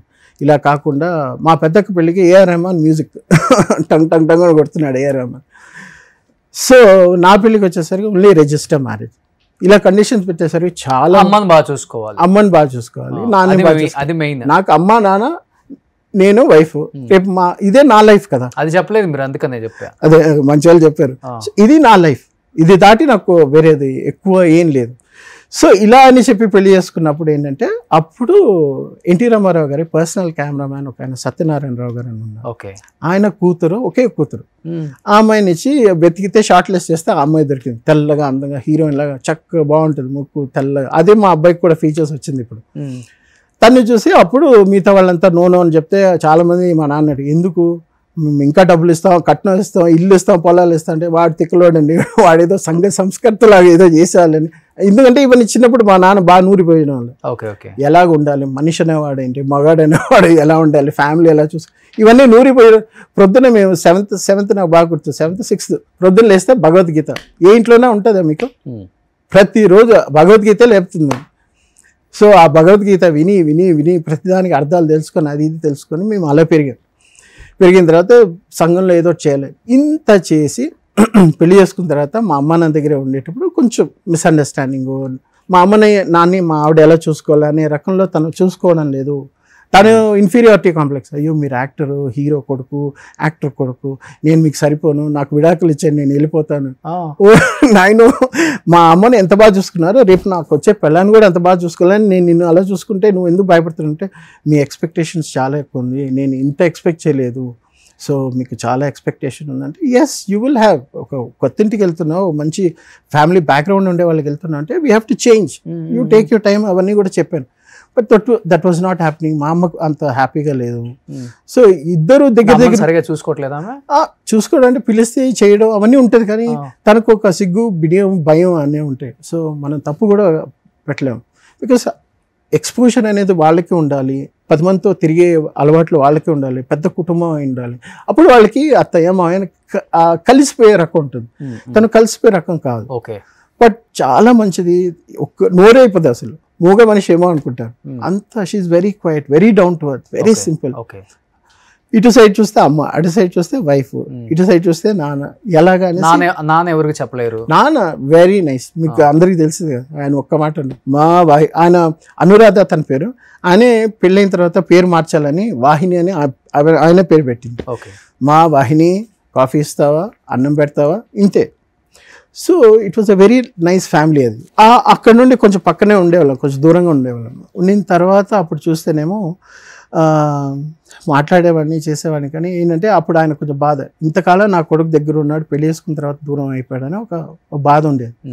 ఇంకా అందరూ చెలరేగిపోయారు, కొడుకు చూసుకోవడం లేదు, చేయడం లేదు, మాట్లాడడం లేదు, అది ఇది అని. ఇంకా ఆయన కూడా చెప్పడం కూడా నేనే చూసుకుంటున్నాను, ఎందుకంటే అబద్ధం ఊరంతా తిరిగి వస్తుంది, మంచి గడప దాటే లోపు అన్నట్టు. ఇల్లు మా అమ్మ నాన్న అపార్ట్మెంట్ ముందే షిఫ్ట్ అయిపోయి అప్పుడు రోజు మా అమ్మ ఎంత హ్యాపీగా ఉంటుంది కదా చూడడానికి, కానీ రోజు తీసుకువెళ్ళే వాళ్ళని వచ్చారు. మా అమ్మ చనిపోయిన తర్వాత మా అమ్మ ఉండేటప్పుడు కూడా మందులు కూడా నేనే చూసుకునేవాడిని, చాలా చేసాను. హాస్పిటల్ తీసుకుని వెళ్ళి బ్లడ్, మా ఫ్రెండ్స్ని అంతా పిలిపించి బ్లడ్ కావాలంటే బ్లడ్ ఇవ్వడం, ఇన్ని చేసాం. కానీ బయట ప్రపంచానికి ఏం చేసామనేది తెలియదు. మా అమ్మ చనిపోయిన తర్వాత ఒంటరి మనిషి అయిపోతే మా నాన్నమ్మ ఒకసారి చెప్పింది, రే రంగనాథ్ ఒంటరోడు అయిపోతాడరా, వాడిని ఎలా కాపాడాలి నువ్వే చెప్పరా అని. అంటే ఏముంటుంది, నా దగ్గర నేనన్నా రావాలి, లేకపోతే నా దగ్గర అన్నా రావాలి, ఆయన ఎలాగో రారు కాబట్టి నేనే వచ్చేస్తానని ఇప్పుడు నాన్న ఇంటికి షిఫ్ట్ అయ్యి ఆ ఇంటి రెంట్ మా నాన్న పే చేసేవారు, భోజనాలన్నీ నేను చూసుకున్నాను. ఎవరు వచ్చినా రెంటిల్లే. ఓకే. సో అక్కడ కూడా చూడండి, తండ్రి దగ్గర ఉండి తండ్రి బాగా సంపాదిస్తున్నాడంటే ఫైన్ కదా. మా నాన్న సంపాదించింది ఏదైనా సరే నాకు ఒక ఇండివిజువాలిటీ ఉంటుంది, మా నాన్న నేను చూసుకోవాలని నాకు ప్రేమ ఉంటుంది. కాబట్టి ఆయన నేను కడతాను రా అంటే, లేదన్నా మీరు కావాలంటే రెంట్ కట్టాను, లేకపోతే నేను అదే రెంట్ కూడా కడతాను, భోజనాలు అన్నీ నేనే చూసుకుంటాను, మీరు హ్యాపీగా ఉంటే చాలు. ఎందుకంటే భార్య చనిపోయిన తర్వాత ఇంకెవరి కోసం భర్త ఉంటాడు చెప్పండి. ఇట్ ఈస్ ద మోస్ట్, ఇప్పుడు నాకు తెలుస్తుంది కదా, ఇప్పుడు లాస్ట్ 1 year. సో అందుకనేసి అప్పుడు షిఫ్ట్ అయిపోయిన తర్వాత ప్రతిరోజు టెన్నిస్కి వెళ్ళేవాళ్ళం, లేకపోతే సాటర్డే సండే వస్తే టెన్నిస్కి వెళ్ళేవాళ్ళం. అక్కడ లాల్ బహదూర్ స్టేడియం, ఇక్కడ స్టేడియం సైడ్ కదా, మన హిమాయత్ నగర్ సైడ్ నారాయణ, అప్పుడు సానియా మిర్జా కూడా అక్కడ వచ్చాడు. అప్పుడు ఏం చేశానంటే మా నాన్నతో పాటు వెళ్ళేవాడిని, టెన్నిస్ ఆడేవాడిని. వచ్చిన తర్వాత సాటర్డేస్ నేను వీళ్ళతో IAS IPS ఆఫీసర్స్ వీళ్ళంతా ఉంటారు, రిటైర్డ్ పీపుల్, మేము ఈవినింగ్ సెషన్ రా అంటే నేను, నా వైఫ్, నా కొడుకు, మా నాన్న తీసుకెళ్ళేవాడిని, డ్రాప్ చేసేవాడిని. వాళ్ళు గెట్ టుగెదర్ అంతా అయిపోయిన తర్వాత నైట్ అంటే ఈవినింగ్ 6 వదిలితే నైట్ 12, 1 అయిన తర్వాత 2 అయినా సరే ఆయన తీసుకొని వచ్చి ఇంట్లో పడుకోబెట్టి, ఆయన తిరగకపోతే అన్నం తినిపించి నేను పడుకోబెట్టాడు. మా నాన్న అడిగేవారు, ఎందుకురా నేను పడుకున్నా కదా మళ్ళీ రేపు తింటా కదా. లేదన్నా, తినకుండా పడుకుంటే మంచిది కాదు కదా, నీకు ఎందుకురా నా పైన ఇంత ప్రేమ అని. అదే ప్రేమ ఇప్పుడు నా కొడుకు పైన ఉంది. నా ప్రపంచం చాలా చిన్నది, మా అమ్మ నాన్న నా కొడుకు నా భార్య అయిపోయింది. ఇంకెవరితోటి బయట ప్రపంచం నాకు పని లేదు. ఎవరో ఫ్రెండ్స్ నాకు చాలా హెల్ప్ చేస్తున్న వాళ్ళు మా ఫ్రెండ్సే ఉన్నారు చాలామంది. నేను రిలేటివ్స్ ఎక్కువ మందితో పెట్టుకుని కూడా. నాన్న ఎన్ని రోజులు ఉన్నారు ఇద్దరు కలిసి? అంటే మీ ఇద్దరు కలిసి మేము ఆల్మోస్ట్ లైక్ 1-2 years ఉన్నాం అంతే. దాని తర్వాత ఏమంటారంటే డిఫరెన్సెస్ వచ్చినాయి. లేదు మా ఇద్దరికి ఎప్పుడు మేము ఇద్దరు లవర్స్ లాగా, మరి ఒంటరిగా వదిలిపెట్టి వెళ్ళి మా నాన్న నేను ఒక లవర్స్ లాగా, ఒక ఫ్రెండ్స్ లాగా, జిగిరి జాన్స్ లా ఉంటాం. ఏది పడితే అది మాట్లాడతాం, నవ్వుకుంటాం. మా నాన్న ప్రపంచంలో మీరు ఎక్కడ చూసినా నవ్వడం అనేది కనిపించదు. నేను ఒక్కనే ఆయన పగ పడేలాగా నవ్విస్తాను. నేను నాకు మంచి సెన్స్ ఆఫ్ హ్యూమర్. రే ఆపరా ఆపరా ఆపరా అంటారు, పర్వాలేదు నవ్వండి అన్న మంచిదే అంటాను నేను. So we're thick best friends. సో అక్కడ ఏమైపోతుందంటే వీడు దుబాయ్కి వెళ్ళిపోయాడని ఒక కోపం, మళ్ళీ వచ్చిన తర్వాత వీడికి వాళ్ళ వైఫ్కి నా వైఫ్కి ఇద్దరు అత్త కోడలు ఏమో నాకు తెలియదు, వీడేమో సెపరేట్ ఉంటానంటున్నాడు అని. అది సో ఎక్కడో దగ్గర he feels very bad, he's miss me a lot. నేను దుబాయ్కి వెళ్ళినప్పుడు 1 year 1.5 year నాతో మాట్లాడాను. ఓకే సార్, ఇప్పుడు మీరు చెప్పిందంతా బాగుందండి. భార్య చనిపోయిన తర్వాత కడుపును పుట్టిన 3 పిల్లల్ని కాదని ఏ తండ్రి అయినా పని మనిషి పేరు మీద ప్రాపర్టీస్ మొత్తం రాసేసి ఉరేసుకొని చనిపోవాల్సిన పరిస్థితి ఎందుకు వచ్చిందంటే ఒకే ఒక్కదానికి సమాధానం చెప్పండి. మీనాక్షి అనే అమ్మాయి మాకు 2003-2004 అని ఇఫ్ ఐమ్ నాట్ రాంగ్. మా అమ్మ పడిపోయినప్పుడు మా ఇంట్లో పనోళ్ళు వచ్చి వెళ్ళారు. అప్పుడు లక్ష్మి అని ఒక ఆవిడ వచ్చింది. తను ఆల్మోస్ట్ 6 years ఉంది. నేను అదే లెక్క పెడుతున్నా. 2007-2006 నుండి 2002-2003 వరకు ఉంది. వెళ్ళిపోయిన తర్వాత ఆ టైంలో తను వచ్చింది మీనాక్షి. చాలా మంది వచ్చేది, తర్వాత మీనాక్షి వచ్చింది. అప్పుడు మా అమ్మని చూసుకునేది తను బాగా చూసుకుంటుంది. రాత్రిపూట లేపిన 1 గంట నేను లేస్తాను, టక్మని రే అని పిలిస్తే నేను లేస్తాను. లేచినప్పుడు తను మీనాక్షి చూడంటే నేను చూస్తా తను కరెక్ట్గా చూస్తుందా లేదా, నీళ్లు కావాలా, యూరినా, అదే. అలా మాతో పాటు 6 years ఉంది. అమ్మతోటి నాన్నతోటి 6 years మాతో పాటు ఉండేది. ఉండిన తర్వాత నేను ఎప్పుడైతే బయటకు వెళ్ళిపోయినా ఇంకా అమ్మ చనిపోయిన తర్వాత వరకు ఉంది తను. తర్వాత ఏంటంటే నానేమో లేదురా నేను షూటింగ్స్కి వెళ్తాను, నేను టెన్నిస్కి వెళ్తాను, డైరెక్షన్ అది ఇది, నాకు కొంచెం ప్రైవసీ కావాలరా అని ఆ రోజు మాట అన్నాడు. మనకు తెలిసినంత ఇన్ఫర్మేషన్ వరకు ఏంటంటే maybe he wanted to help her to settle down in life. తను కూడా ఏదో ఒక ఇల్లు కావాలని ఏదో అడిగిందని విన్నాము. బట్ మాకైతే ఏం చెప్పలేదు. బట్ ఏ రోజైతే ఆ డెసిషన్ తీసుకున్నారో ఆ అక్క పిలిస్తే పనమ్మాయి కావాలని అంటే తను అప్పుడు పంపిస్తే తను వెళ్ళింది. ఒక 1/2 hour 45 minutes he took the decision. Bond papers బ్యాంక్లో ఉన్నాయి, డబ్బులు ఉంది, Meenakshi do not disturb Meenakshi అని ఏదో రాశారు అక్కడ గోడ మీద.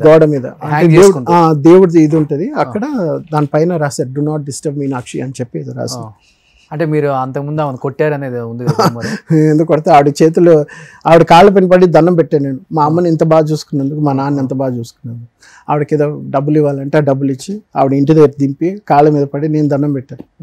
నీ రుణం నేను తీర్చుకోలేను, కొడుకుగా నేను ఎంత చేసుకోవాలనుకున్నానో నా ప్లేస్లో నువ్వు చేసావు, ఐఎమ్ వెరీ వెరీ థ్యాంక్ఫుల్ అని చెప్పి సో వాళ్ళని రాసేసి వంటగదిలో చేసుకున్నారు. వంటగదిలో ఆయన ఎందుకు వంటగది అంటే అక్కడ మంచి స్పేస్, ఆయన మంచి టాల్ కదా, హైట్ కదా, కాబట్టి అక్కడ స్టూల్ వేసుకొని అవన్నీ రాసి పెట్టేసి బాగా ఒక ఇదిలా యూలా ఉంటుంది కదా మన అయంది, దానికి తాడేసుకొని చక్కగా ప్లాన్ చేసుకొని ఊరేసుకున్నారు.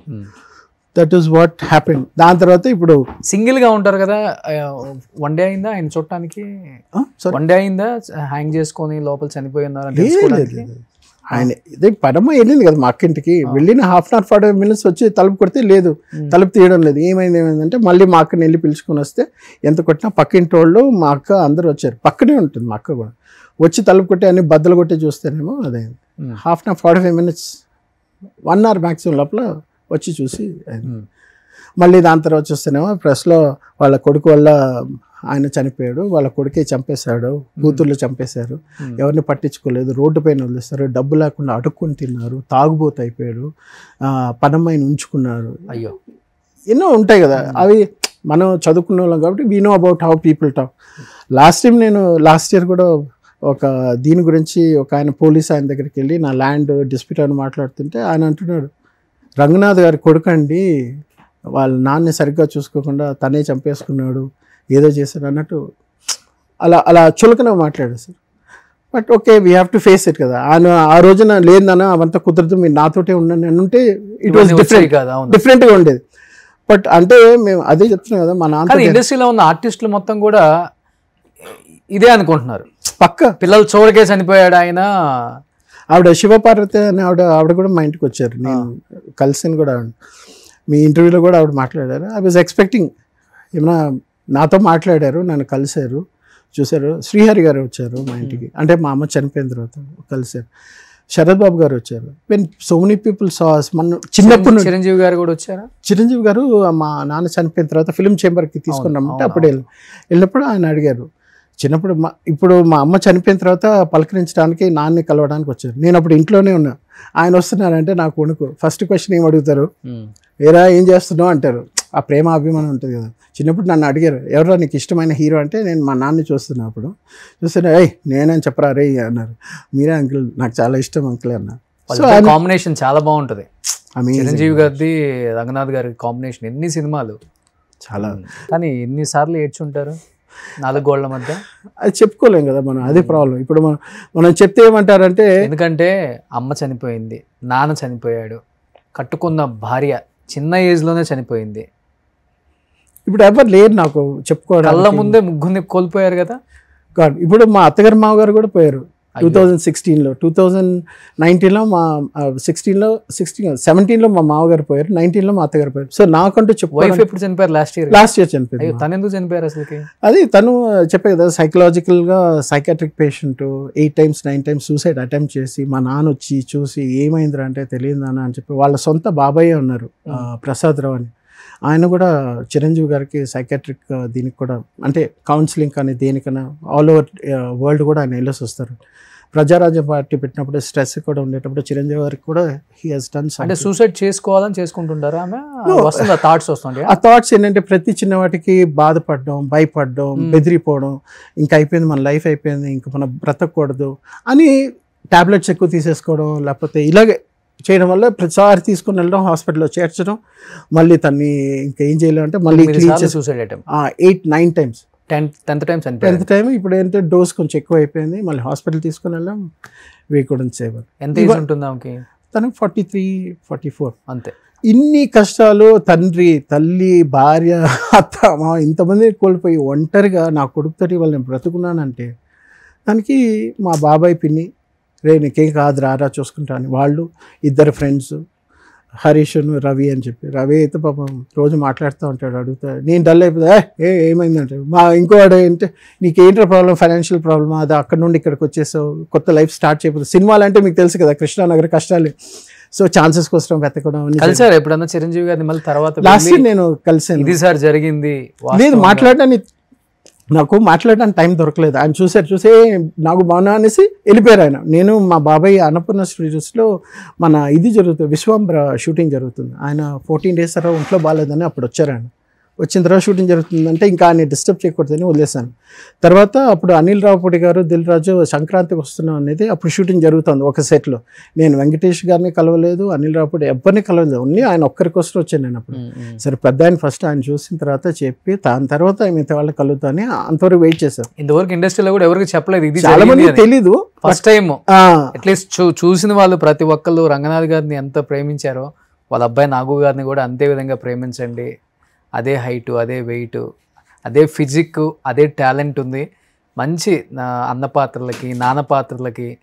సో ఆయన మీరు తీసుకుంటే నిజంగా ఆయన ఎక్కడున్నా కానీ పైనుంచి చాలా చాలా హ్యాపీగా ఫీల్ అవుతారు కొడుకు సక్సెస్ని చూసి. ప్లీజ్ ఇండస్ట్రీకి నేను రిక్వెస్ట్ చేస్తున్నాను, ప్లీజ్ చెప్పండి. సో అందుకనేసి మొన్న నేను లాస్ట్ ఇయర్ సముద్ర గారు ఛాన్స్ ఇచ్చారు, వెళ్తే ఇస్తానని చెప్పి ఒకే సినిమాలో Part 1 Part 2 pan India cinema Varadaraju Govind అని చెప్పి ఫస్ట్ హాఫ్లో వచ్చేసి నేను ఒక గుండాకి నవీన్ గౌడ్ గారు అని ఉన్నారు, ఆయనకి నేను సెక్రటరీ లాగా. Part 2లో వచ్చేసి నేను ఒక ప్రొఫెసర్ లాగా. సో ఇవి 2 డిఫరెంట్గా వస్తే ఆయన సీఎం రాజు ఒక ఆయన డబ్బింగ్ చెప్తారు. ఓకే, ఆర్సీఎం రాజు. ఆయన బాగా ఇది ఎవరో ఫ్రెష్ ఫేస్ చాలా బాగుంది అని చెప్పేసి కాంప్లిమెంట్ ఇచ్చింది. సముద్ర గారు చెప్పారు, నాగేంద్ర మీకు మంచి కాంప్లిమెంట్ ఉంది, ఈయన ఆర్సీఎం రాజు గారు చెప్పారు ఇలాగా. సో ఆయన చెప్పారంటే somewhere you have potential to act. Obviously మీ బ్లడ్లో ఉంది కాబట్టి యాక్టింగ్ అనేది చేయొచ్చు. ప్లస్ ఇప్పుడు మీరు చూడడానికి కూడా మీ ఫాదర్ లాగా ఉన్నారు, శాంతి నివాసంలో మీ ఫాదర్ లా ఉన్నారు, అది అని చెప్పేసరికి ఓకే నమ్మకం వచ్చింది. ఇప్పుడు అసలు నాన్నది ఏం రూపాయి కూడా లేదు మీ దగ్గర? చిన్నప్పుడు చనిపోయిన తర్వాత కొంత ప్రాపర్టీస్ ఎక్కడ ఉన్నాయో, డాక్యుమెంట్స్ ఏమైనా ఉన్నాయో అని చూస్తాం కదా ఇంట్లో మనం. లేదండి, ఇప్పుడు జీరోనా? లేదు, జీరో. నాన్న కూడా అద్దెకే ఉన్నారా? సొంత ఇల్లు కూడా లేదు చనిపోయే టైం? లేదు, గాంధీనగర్లో ఉండేవారు అద్దెకి. సో అందుకనేసి ఇప్పుడు ఏదైనా చేయాలి, మనం తప్పేం చేయలేదు. నేనైతే కొంచెం కుక్కలు అంటే ఇష్టం అని చెప్పి ఒక 20 lakhs 30 lakhs ఇన్వెస్ట్ చేసి కుక్కలు మళ్ళీ అదే పిచ్చి, ఎవడ పిచ్చి వాళ్ళకని కొన్నారా? కొన్ని ఫారిన్ నుండి తెప్పించి వాటిని షోస్కి తీసుకెళ్ళి మళ్ళీ బ్రీడింగ్ చేసి ఒక పిల్ల 1,50,000 2 లక్షలకు అమ్మిన రోజులు ఉన్నాయి. అదేదో ఫన్ కోసం చేసాం. ఆవిడకి కూడా కుక్కలు అంటే ఇష్టం, తను చూసుకుంటుంది, టైం పాస్ అవుతుంది, తనకు అలాంటి డైవర్షన్ ప్రాబ్లం ఇది ఉండకూడదు అనేసి ఇది పెట్టాం. బట్ ఏంటంటే అవి ఉండి చూసుకోలేక బెంగళూరులో అక్కడ నుండి వచ్చేసాం. ఇది పరిస్థితి. సో ప్రెసెంట్ అయితే హైదరాబాద్ లో ఉంటున్నారు. ఇంకా ప్రెసెంట్ ఇక్కడే సినిమా వేట ఆఫర్ లో ఒకటి వచ్చి వరదరాజు గోవిందం అయింది, ఇంకోటి 1986 వంగవీటి రంగా అని చెప్పేసి అందులో చిన్న క్యామియో రోల్. తర్వాత ఈటీవీలో బొమ్మరిల్లు అని ఒక ఎపిసోడ్ వచ్చేసాను, సీరియల్.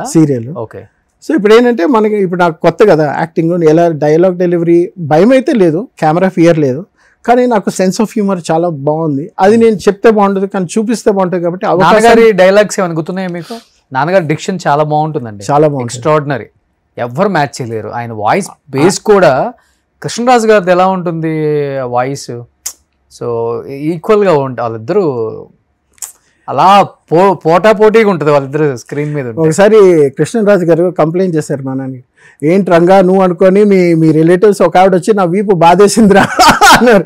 ఏమైందంటే ఒకసారి ప్లాట్ఫామ్లో ట్రైన్ ఎక్కుతుంటే వెనకాల ఒకే హైట్ ఉంటారు ఇద్దరు కదా, శరత్ బాబు గారు ఈయన కృష్ణరాజు గారు, మా నాన్న ఒకే హైట్, మంచి size, personality. So white version వచ్చి ఈయన శరత్ బాబు, బ్లాక్ డార్క్ వర్షన్ వచ్చి మా నాన్న. ఆ తల అయినా, జబ్బలైనా, బాడీ అయినా ఫుల్ సాలిడ్ పీపుల్ వాళ్ళు. సో ఒకసారి నన్ను కొట్టేసింది రంగా, ఏంటిది మీ రిలేటివ్స్ కొంచెం చెప్పు కొట్టదని. రంగా అని చెప్పి వీపీ దాన్ని కొట్టిందంట ఆవిడ. ఎవర్రా మనల్ని కొట్టేవాళ్ళని చూస్తే, రంగా నువ్వు కాదా, మీరెవరండి అంటే నేను కృష్ణరాజు అన్నారంట. సారీ అండి మా రంగనాథ్ అనుకున్నాం మేము అని సారీ చెప్పారు వాళ్ళు. నాన్నది ఏదైనా డైలాగ్స్ గుర్తున్నాయండి మీకు? లేదండి, ఇప్పుడు మా నాన్న ప్రాక్టీస్ చేయటము. ఇప్పుడు మా నాన్నది నేను చెప్పకూడదు, ఎందుకంటే ఆయన వాయిస్ తో విన్న ఆడియన్స్ ఉంది. నేను చెప్పానంటే అది ఏదైనా ఒక 2 lines నాన్నగారిది. లేదు, నాకైతే నేను ఆ జోన్కి వెళ్ళాను. నేను ఆయన జోన్ వేరు, నా జోన్ వేరు. నాదేంటంటే కొంచెం కామెడీ సైడ్, విలన్కి అయినా సరే, కామెడీకి అయినా, ఫాదర్ రోల్, ఈ క్యారెక్టర్ రోల్స్కి అయితే ఐ కెన్ డూ జస్టిఫికేషన్. కానీ నా ప్రైమరీ ఏంటంటే ఆ సెన్స్ ఆఫ్ హ్యూమర్ నాకు చాలా ఎక్కువ ఉంది. అది నేను చెప్పుకోవడం కదా, అవకాశం వస్తే తెలుస్తుంది మీకు, అది పండుతుంది. ఎందుకంటే ఒక సీన్లో ఒకరు వచ్చినప్పుడు వాడు మాట్లాడుతుంటే ఏం చెప్తే అవతల మనిషికి, ఇప్పుడు ఆడియన్స్ పాయింట్ ఆఫ్ వ్యూలో మనం ఇలా చూస్తాం, చూసేటప్పుడు వాడి బాడీ లాంగ్వేజ్లో అయినా సరే, లేదా వాడు చెప్పే డైలాగ్ డెలివరీలో అయినా సరే, ఇచ్చే గ్యాప్లో అయినా, ఒక పదం చెప్పేటప్పుడు ఒక గ్యాప్ ఇస్తే మనం ఏదో ఊహించుకుంటాం. సో ఇవన్నీ నాకు చాలా బాగుంది ఐడియా. సో కాబట్టి ఏంటంటే వచ్చానంటే I can do that magic of comedy on the screen, లేదా జనరల్ క్యారెక్టర్ రోల్స్ చేయడానికి ఉంటుంది అనేసి దానికి హ్యూమర్ బాగుంటే మన అనిల్ రావుపూడి గారు లాంటి షూర్ డెఫినెట్ ఆయన చేతిలో పడితే షూర్ డెఫినెట్ సో మంచి వజ్రంలా తయారు చేసుకుంటారు. అది నాకు ఆపర్చునిటీలా ఉంటుంది. ఎందుకంటే నేను ఎందుకు చెప్తున్నానంటే మా ఇంట్లో మా నాన్న అయితే పడిపడి నవ్వేవారు నా సెన్స్ ఆఫ్ హ్యూమర్కి. మా నాన్న దేనికి నవ్వరు, దేవుడి దిగి వచ్చినా, జంధ్యాల గారు వచ్చినా కూడా నవ్వరు, చెప్పండి అని ఇలా కూర్చుంటారు. అలాంటిది మా నాన్నని నవ్వించగలను. ఆయన సినిమాల్లో కూడా అంతేనే, గంభీరంగా నవ్వేదే లేదు ఆయన. అవును, అసలు పోలీస్ డ్రెస్ చేస్తే ఎలా ఉంటారు ఆయన, మెగ్నానిమస్, గంభీరంగా ఉంటారు. చిరంజీవి గారు నాన్నగారి కాంబినేషన్ లో మీకు నచ్చిన సినిమా అంటే? నచ్చిన సినిమా అంటే ఒకటి ఖైదీ, అది ఎవర్ గ్రీన్ ఖైదీ. తర్వాత లవ్ ఇన్ సింగపూర్. అదేంటంటే వాళ్ళిద్దరు బ్రదర్స్ లా చాలా బాగుంటుంది, ఇద్దరికి కోపంగా ఉంటుంది, తర్వాత వాళ్ళు తెలుసుకుంటారు బ్రదర్స్ అండ్ లాస్ట్ లో. బట్ అది లవ్ ఇన్ సింగపూర్ చాలా ఇష్టం నాకు. వెంకటేష్ గారి కాంబినేషన్ లో, వెంకటేష్ గారి కాంబినేషన్ లో నాన్న చెప్పింది ఏంటంటే, ఈ ఒక సినిమా వచ్చింది చూడండి, పవన్ కళ్యాణ్ గారు, వెంకటేష్ గారు, మా నాన్న కూడా జడ్జిగా చేశారు అందులో, గోపాల. అప్పుడు వెంకటేష్ గారు, అప్పుడు ఏంటంటే వెంకటేష్ గారు ఫస్ట్ సినిమాలో మా నాన్న యాక్ట్ చేశారు కదా కలియుగ పాండవులు అందులో. అప్పుడు హీజ్ ఎ న్యూ కమర్, ఇప్పుడు నేను ఎలా న్యూ కమరో ఆయన న్యూ కమర్. సో అదే నాన్నతో చెప్పినప్పుడు 2015లో చనిపోకుండా అప్పుడు చెప్పారు, వెంకటేష్ని కలిసాను, వెంకటేష్ అడిగాడు ఇలాగా, ఇప్పుడు నేను యాక్టింగ్ బాగా చేస్తున్నాను సార్, డైలాగ్ డెలివరీ ఎలా ఉంది చెప్పండి అంటే, గుడ్ వెరీ గుడ్ అని చెప్పాను. సో ఆయన ఏం మాట్లాడుకున్నారు అలాంటివి కొన్ని మాకు చెప్తా ఉంటారనమాట. సో అలాగా నాగార్జున గారి కాంబినేషన్లో విక్కీ దాదా అని ఒక సినిమా యాక్ట్ చేశారు, అందులో ఆ టైంలో కూడా చెప్పారు. నాగేశ్వరరావు గారు అదే నాగార్జున గారును మా నాన్న అప్పుడు ఆ కాంబినేషన్ సీన్స్ నేను అడిగాను, ఎలా నాన్న అక్కినే నాగేశ్వరరావు గారి కొడుకు ఎలాగా, మాకంతా కొత్త కదా అప్పుడు 80s.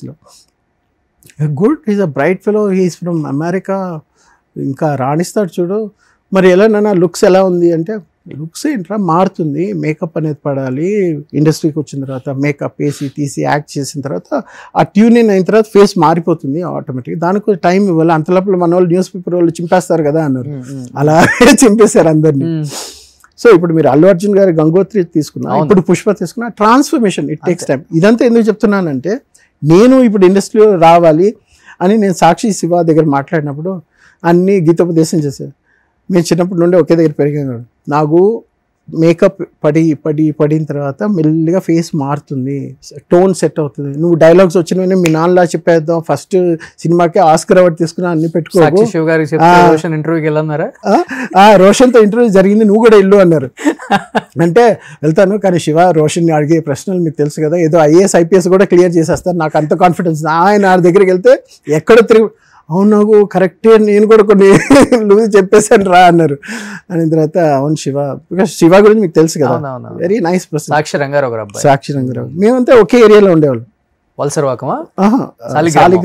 మేమంతా ఒకే దగ్గర పెరిగి నేను శివ షటిల్ కాక్ ఆడేవాళ్ళు. టోర్నమెంట్స్ నైట్ అయితే శివ నేను వెళ్ళి ప్రసాద్ గారు కరెక్ట్ నేను శివ షటిల్ కాక్ చాలా ఆడేవాళ్ళు చిన్నప్పుడు. అలాగే బాగా పరిచయం. చెన్నై రారా వచ్చామంటే నేను పరిచయం చేస్తాను అంటే, నో తెలుగు వచ్చినవనే మన సూపర్ స్టార్ తోపుతూ అని వచ్చాం. ఓహో రియాలిటీ ఇలా ఉంటుందా, ఎవరు పట్టించుకోరా, మనంగా వెళ్ళాలా, okay start from the scratch అనుకున్నా. సరే అన్ని అనుభవం ఉంది కాబట్టి నాన్నని చూసాం, బాబాయ్ని చూసాం. మా బాబాయ్ వచ్చి 10,000 మా సినిమాలకి డబ్బింగ్ చెప్పారు. రవీంద్రనాథ్ గారు మా బాబాయ్, మా నాన్న సెకండ్ బ్రదర్. 10,000 సినిమాలు, రజనీకాంత్కి, జాకీ చాన్కి, వీళ్ళందరికీ డబ్బింగ్. ఎక్కడ మిస్ అయ్యాను నేను డబ్బింగ్ ఆర్టిస్టులు అందరినీ చేశాను, రవీంద్ర గారిని ఎక్కడ మిస్ అయ్యాను నేను? ఆయన 2009లో చనిపోయారు, 2008-2009లో చనిపోయారు. ఓకే, మా అమ్మ చనిపోయే ముందు చనిపోయారు అన్నమాట. ఇప్పుడు అందరు ఫ్యామిలీ సెట్ అయిపోయారు. మా బాబాయ్ 2 బాబాయ్లు ఉన్నారు, ఒక ఆయన జేసీనాథ్, ఒక ఆయన లెక్చరర్గా రిటైర్ అయ్యారు. ఓకే, ఇంకో బాబాయ్ వచ్చి డాక్టర్ MBBS చేశారు. ఆయన వైఫ్ డాక్టర్, 2 పిల్లలు డాక్టర్, కెనడాలో ఒకటి, US లో ఒకటి అనుకుంటా. నాన్న అందరినీ బాగానే చూసుకున్నారు, ఫుల్ గా చేయరు కదా, కొంచెం హెల్ప్ చేస్తారు. అదే ఇనిషియల్ గా ఇప్పుడు మా బాబాయ్ డాక్టర్ బాబాయ్ MBBS చదివే టైంలో ఇంటికి వచ్చి టవల్ కట్టుకుని పడుకునేవాడు. ఆయన తినడం పడుకోవడం లేజీగా ఉండేవాడు. ఆయనకి మా అమ్మ మంగళసూత్రాలు అమ్మి చదివించి ఇన్ని చేసాం. చేసింది చెప్పుకోవడం గొప్ప కాదు, కానీ ఏంటంటే వాళ్ళు అది గుర్తుపెట్టుకొని వాళ్ళ ఫ్యామిలీ, ఇప్పుడు మేము కానీ గుర్తుపెట్టుకున్నారు అందరూ మిమ్మల్ని బాగా చూసుకుంటారా? That's okay. ఫైనాన్షియల్ గా కొంచెం మీరు డౌన్ అయినప్పుడు దట్స్ ఓకే. ఇప్పుడు మా ఆవిడ చనిపోయినప్పుడు కొంచెం మేమందరం ఉన్నాము, మేము చూసుకుంటాము. లేదు, నేను వాళ్ళతో ఎక్కువ మాట్లాడడం లేదు. మా బాబాయ్ పిన్ని ఉన్నారు కదా, వాళ్ళిద్దరే నన్ను చూసుకునేది బాగా. ఇప్పుడైతే అసలు మిగతా ఇంకెవరితో తోడబుట్టిన వాళ్ళు ఎవరితో నేను టచ్ లో లేరు. నేను టచ్ లో లేను. మెయిన్ మా అక్క, ఇంకో అక్క ఉంది, ఆవిడతో కూడా టచ్ లో లేను. మీ సొంత అక్కతో కూడా? సో ఎవరి వాళ్ళ లోకల్లో ఉండామా? లేదు, ఆ పెద్ద అక్క చనిపోయింది, తనకి బ్రెస్ట్ క్యాన్సర్ వచ్చి చనిపోయింది. అదే విన్నాను నేను. తర్వాత సొంత అక్క చనిపోయినా కానీ ఎందుకు చనిపోయిందో కూడా తెలియదు మీకు? వెళ్ళలేదు మీరు కనీసం? నేను వెళ్ళలేదు. తను చనిపోయి ఎలా అండి అంత మూర్ఖంగా ఉండగలం? మనసు ఒకే కడుపును పుట్టిన రక్త సంబంధం, ఒకవేళ ఎంత శత్రువులమైనా కానీ బతికినప్పుడు ఎలానో మనం వెళ్ళాం, కనీసం చనిపోయినప్పుడన్నా వెళ్ళి చూసి వద్దాం అనుకుంటున్నా. ఇప్పుడు మనసు లేదా మనకి? ఇప్పుడు ఎలా అయిపోయిందంటే ఒక్కొక్కరి ఫ్యామిలీ, ఇప్పుడు నేను చెప్పే కదా మా ఆవిడ సూసైడ్ అటెంప్ట్ చేసుకున్నారు. So they never came and saw ఏమైంది నాకు, నీ వైఫ్కి ఏమైంది, నీకేమైంది, ఎలా ఉన్నావు, ఎలా. వాళ్ళు రాలేదు, వాళ్ళు అడగలేదు, మనం అడగట్లేదు. వాళ్ళు అడగడం లేదు, మాట్లాడడం లేదు, నేను అడగడం లేదు, నేను మాట్లాడడం లేదు. సో ఎవరికి వాళ్ళు అలా ఇండిపెండెంట్గా ఉంటున్నాం అంతే. That is all. ఇంకొక అక్క ఉన్నారా? ఇంకో అక్క ఉన్నారు, తను బెంగళూరులో ఉంటుంది. ఏమన్నా మాట్లాడతారా మీతో? లేదు, తను కూడా మాట్లాడడం లేదు. నేను ఎవరితో మాట్లాడడం లేదు, వాళ్ళు నాతో మాట్లాడడం లేదు. So it's been like that. ఇప్పుడు మీరు ఒంటరి, మీ కొడుకు, ఇద్దరే. ఇప్పుడు మా పిన్ని, బాబాయ్ వాళ్ళిద్దరు, ఇంకో 2 ఫ్రెండ్స్. అదే మా లైఫ్. నాన్నగారు బ్లెస్సింగ్స్ ఉండాలి మీకు. ఇప్పుడు ఇండస్ట్రీ వాళ్ళ బ్లెస్సింగ్స్ కూడా ఉండాలి. నిజంగా ఇంత డెప్త్ నాకు తెలియదు. రియల్గా నేను చెప్తున్నాను కదా, రియల్లీ ఐ డోంట్ నో ఇంత డెప్త్ ఉందని నాకు తెలియదు మీ స్టోరీలో. నేను ఏదో చాలా ఫస్ట్లో చెప్పిన స్టోరీ నాన్న ఎట్లా చనిపోయారు ఏంటో అనుకున్నా, కానీ ఈవెన్ మీ లైఫ్లో కూడా, బతికున్న వాళ్ళ లైఫ్లలో కూడా సొంత రక్త సంబంధికులు చనిపోయినా కానీ మీరు వెళ్ళరు, మీ ఫ్యామిలీలో మీ వైఫ్ చనిపోతే వాళ్ళు రారు, ఇప్పుడు ఇంకొక అక్క ఉంటే మీకు సంబంధం లేదు, ఓన్లీ ఒక బిడ్డను పెట్టుకొని మీరు బతుకుతున్నారు. అంతే. సో అందుకని ఇప్పుడు ఏంటంటే జీవితంలో మళ్ళీ ఏదో చేయాలి, సాధించాలి, ఆ కొడుకు కోసం బ్రతకాలి. ఏమైనా ఇప్పుడు ఫ్రెండ్స్ హెల్ప్ చేస్తారు, వాళ్ళు ఏమైనా అప్పులు ఉంటే వాళ్ళు అవి తీర్చుకోవాలి. మళ్ళీ struggle he's started, but it's coming at a very late age. But ఏదైనా చేసుకొని బయటపడితే బాగుంటుంది. వీ హ్యావ్ టు సీ, అది లైఫ్. గ్రేట్ అండి, నిజం. నాన్న ధైర్యం మీకు వచ్చిందేమో. ఆబ్వియస్లీ ఇప్పుడు ఆయన క్యారెక్టర్, ఆయన బిహేవియరే వస్తుంది కదా, ఇంకేం వస్తుంది. సో ఎవరిని ఏం ఆడకూడదు, ఏం చేయకూడదు, మన సెల్ఫ్ రెస్పెక్ట్ అనేది చాలా ఇంపార్టెంట్ అనేదే ఉంటాం. ఎవరైనా హెల్ప్ చేస్తున్నారు, ఏమైనా చేస్తున్నారు అంటే ఇట్స్ ఫైన్. కానీ ఏంటంటే ఇప్పుడు ఈ ఇంటర్వ్యూలో మెయిన్ చెప్పాల్సింది ఏంటంటే clarification of what happened with my father. ఆయన ఎలాంటి మనిషి, ఆయనతో పాటు మా జర్నీ ఏంటి, నా జర్నీ ఏంటి అనేది ఇంపార్టెంట్. మిగతా వాళ్ళ జర్నీ ఏంటి నాకు తెలియదు, నేనేం చెప్పలేను. Okay, so that is that. But నాన్నగారి కాంబినేషన్లో ఇంతమంది హీరోయిన్స్, నాన్నకి కెమిస్ట్రీ బాగా వర్కౌట్ అవుతుంది చాలా మంది హీరోయిన్స్తో. అలా మీకు బాగా చాలా బాగుంది అనిపించింది అంటే అంత నవ్వుతున్నారేంటి? ఏమో ఉంటాయి కదా, పుకార్లు ఉంటాయి, పేర్లు ఉంటాయి. సో పుకార్లు నేను ఎక్కువ వినలేదు, కానీ నేను విన్నదైతే ఇద్దరిని. పేర్లు ఎందుకు తీయలేదు కానీ అమెరికా అమ్మాయి సినిమా అప్పుడు దీప గారితో ప్రేమలో పడ్డారు అని, ఇంకొకటి సెకండ్ సినిమా అనుకుంటా, శారద గారు ఒక సినిమా, ఆ సినిమాలో చేసిన తర్వాత చాలా డీప్ లవ్ శారద గారిది, రంగనాథ్ గారిది, పెళ్లి చేసుకునే వరకు వెళ్ళిపోయింది. తర్వాత చలం పరిచయం అయ్యేసరికి ఈయనకి నచ్చక ఆమెతో మాట్లాడటం మానేశారు అని నేను విన్నాను. చాలా మంది చెప్తుంటే విన్నా. మా నాన్న చాలా పెళ్లిళ్ళు అయిపోయి, లక్ష్మి గారు, హీరోయిన్ లక్ష్మి గారు, ప్రభా గారు, శారద గారు, దీపా గారు, చాలా మందితో పెళ్లిళ్ళు అయిపోయి గర్ల్ ఫ్రెండ్స్ అవి ఇవన్నీ పుకార్లు చాలా పేపర్స్లో వేస్తే మా మావయ్య, మా అమ్మ వాళ్ళ అన్నయ్య వాళ్ళంతా పరిగెత్తుకొని వచ్చి ఏమైందమ్మా, ఏంటి బావగారు ఉన్నారా, వేరే పెళ్లి చేసుకున్నారా? సో ఆబ్వియస్లీ ఒక కెమిస్ట్రీ బాగా వర్కౌట్ అయింది స్క్రీన్ పైన అన్నప్పుడు మీకు తెలిసిందే కదా. Obviously there will be a rumour, yes వీళ్ళిద్దరే ఏమో జరుగుతుందేమో, వీళ్ళు ఏమైనా ఆఫ్లైన్ ఏమైనా నడుపుతున్నారేమో, దట్ ఈస్ ప్రిటీ కామన్. కానీ శారద గారి విషయంలో ఇద్దరు చాలా డీప్ వెళ్ళిపోయారు అనే మాట వాస్తవం? లేదు. శారద గారు మా ఫ్యామిలీ ఫ్రెండ్గా ఉన్నారు. చాలా మంది నాకు తెలిసి చాలా మంది ఫ్యామిలీ ఫ్రెండ్స్, మేము వాళ్ళ ఫ్యామిలీస్లో చూసాము, వాళ్ళు మా ఇంటికి వచ్చారు చూసాము. మా చిన్నప్పటి నుండి మా ఇంట్లో ఏ పెళ్ళి అయినా సరే సినిమా హీరోయిన్స్ చాలా మంది, కేఆర్ విజయ గారు, చాలా మంది. ఎందుకంటే మా ఫాదర్ కొంచెం టాల్, డార్క్ అండ్ హ్యాండ్సమ్, మంచి హైట్, మంచి వాయిస్, ప్లస్ ఆయన యాక్ట్ చేసిన హీరోయిన్స్ ఇంకెవరైనా ఉన్నా సరే కొంచెం క్లోజ్గా ఉంటారు. అది ఏమైపోతుందంటే ఈయన చాలా డిగ్నిఫైడ్ పర్సన్. ఆడవాళ్ళు ఎక్కడ అట్రాక్ట్ అవుతారంటే ఒక మగవాడు ఆడదాన్ని లెక్క చేయనప్పుడు అట్రాక్ట్ అవుతారు. సో ఆయన డిగ్నిఫైడ్గా ఉంటారు. ఆయన టెన్నిస్, ఆయన ఎవరిని కేర్ చేయరు. ఆయన టెన్నిస్ అంటారు, ఫ్యామిలీ అంటారు, పిల్లలు అంటారు, ఆయన షూటింగ్ అంటారు, రాసుకుంటారు. అలాంటి వాళ్ళు ఇప్పుడు రెస్పెక్ట్ ఎక్కువ ఉంటుంది. అమ్మాయిల వెనకాల తిరిగితే ఇంకేముంటుంది రెస్పెక్ట్. సో అలాగే ఒక అభిమానం అనేది కాస్త 10 సార్లు ఎక్కడైనా కలిసినా, సినిమాలో చేసినా అది అలాగే అనిపిస్తుంది. సొసైటీలో అలా మాట్లాడుకుంటారు. కానీ చలంగారితో పెళ్ళికి శారద గారు చేసుకుంటానంటే నాన్నగారు అసలు యాక్సెప్ట్ చేయలేదు, అసలు నువ్వు చేసుకోవద్దు, అది ఇది గొడవ చేశారు. No, I don't think so. అలాంటివి మన ఇద్దరమే కలిసి ఉందాం నాకైతే తెలిసి ఏం లేదు అలాగా. బట్ ఇలాంటి పుకార్లు వచ్చంటే నాకు కొంచెం ఇంట్రెస్టింగ్గా ఉంది. నేను విన్నది ఎక్కువ శారద గారు, దీప గారు. మిగతా పేర్లు మీరు చెప్పిన నేను మేబీ అయ్యి ఉండొచ్చేమో, నాకు తెలియదు. బట్ చెప్తున్నా, ఆయన యాక్ట్ చేసిన హీరోయిన్స్ ఎవరైనా సరే అలాంటి పేర్లు వెంటనే వచ్చాయి. అది నేను చిన్నప్పుడు చూశాను. మా మావయ్య ఇంటికి రావడం, అడగడం ఏమైంది, హీరోయిన్స్ తోటి ఏంటి, వాళ్ళు పెళ్లి చేసుకున్నారా, ప్రేమించారా, పారిపోయారా, లేచిపోయారా, ఇవన్నీ పుకార్లన్నీ వచ్చాయి. అది చిన్నప్పటి నుండి చూసి మాకు అలవాటు అయిపోయింది. So that is nothing much in it.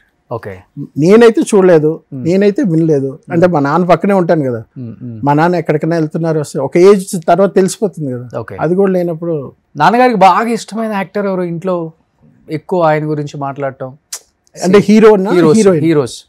హీరోస్లో మా నాన్నకి బాగా నచ్చిన యాక్టర్స్ అంటే నసీరుద్దీన్ షా, ఓకే, అక్కడ హిందీలో.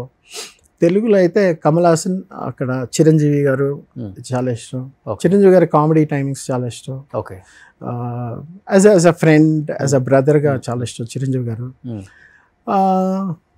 యాక్టర్స్ అంటే ఆయనకి నచ్చిన యాక్టర్స్ అంటే ఎవరు ఉంటారు? ఎన్టీ రామారావు గారు ఉంటారు, నాగేశ్వరరావు గారు ఉంటారు, ఎస్వి రంగారావు గారు ఉంటారు, సావిత్రి గారు ఉంటారు. అది కాకుండా అంటే క్లోజ్ ఫ్రెండ్స్ అంటే ఇప్పుడు మన శరత్ బాబు గారు, గిరిబాబు గారు, శరత్ బాబు గారు చాలా క్లోజ్. సో చలపతిరావు ఏమో లిటిల్ క్లోజ్. నేనైతే బాగా చూస్తుంది శరత్ బాబు గారు. మా ఇంట్లో ప్రతి దానికి వస్తారు నాతో. ఇద్దరు మంచి ఫ్రెండ్స్. వెరీ. వాళ్ళ అమ్మ నాన్న చనిపోయినప్పుడు వచ్చారు ఆయన కూడా. ఆయన వచ్చారు. అమ్మ చనిపోయినప్పుడు వచ్చారు. నాన్న చనిపోయినప్పుడు రాలేదు అనుకుంటా. ఐ వాజ్ నాట్ వెల్ అనుకుంటా. ఓకే.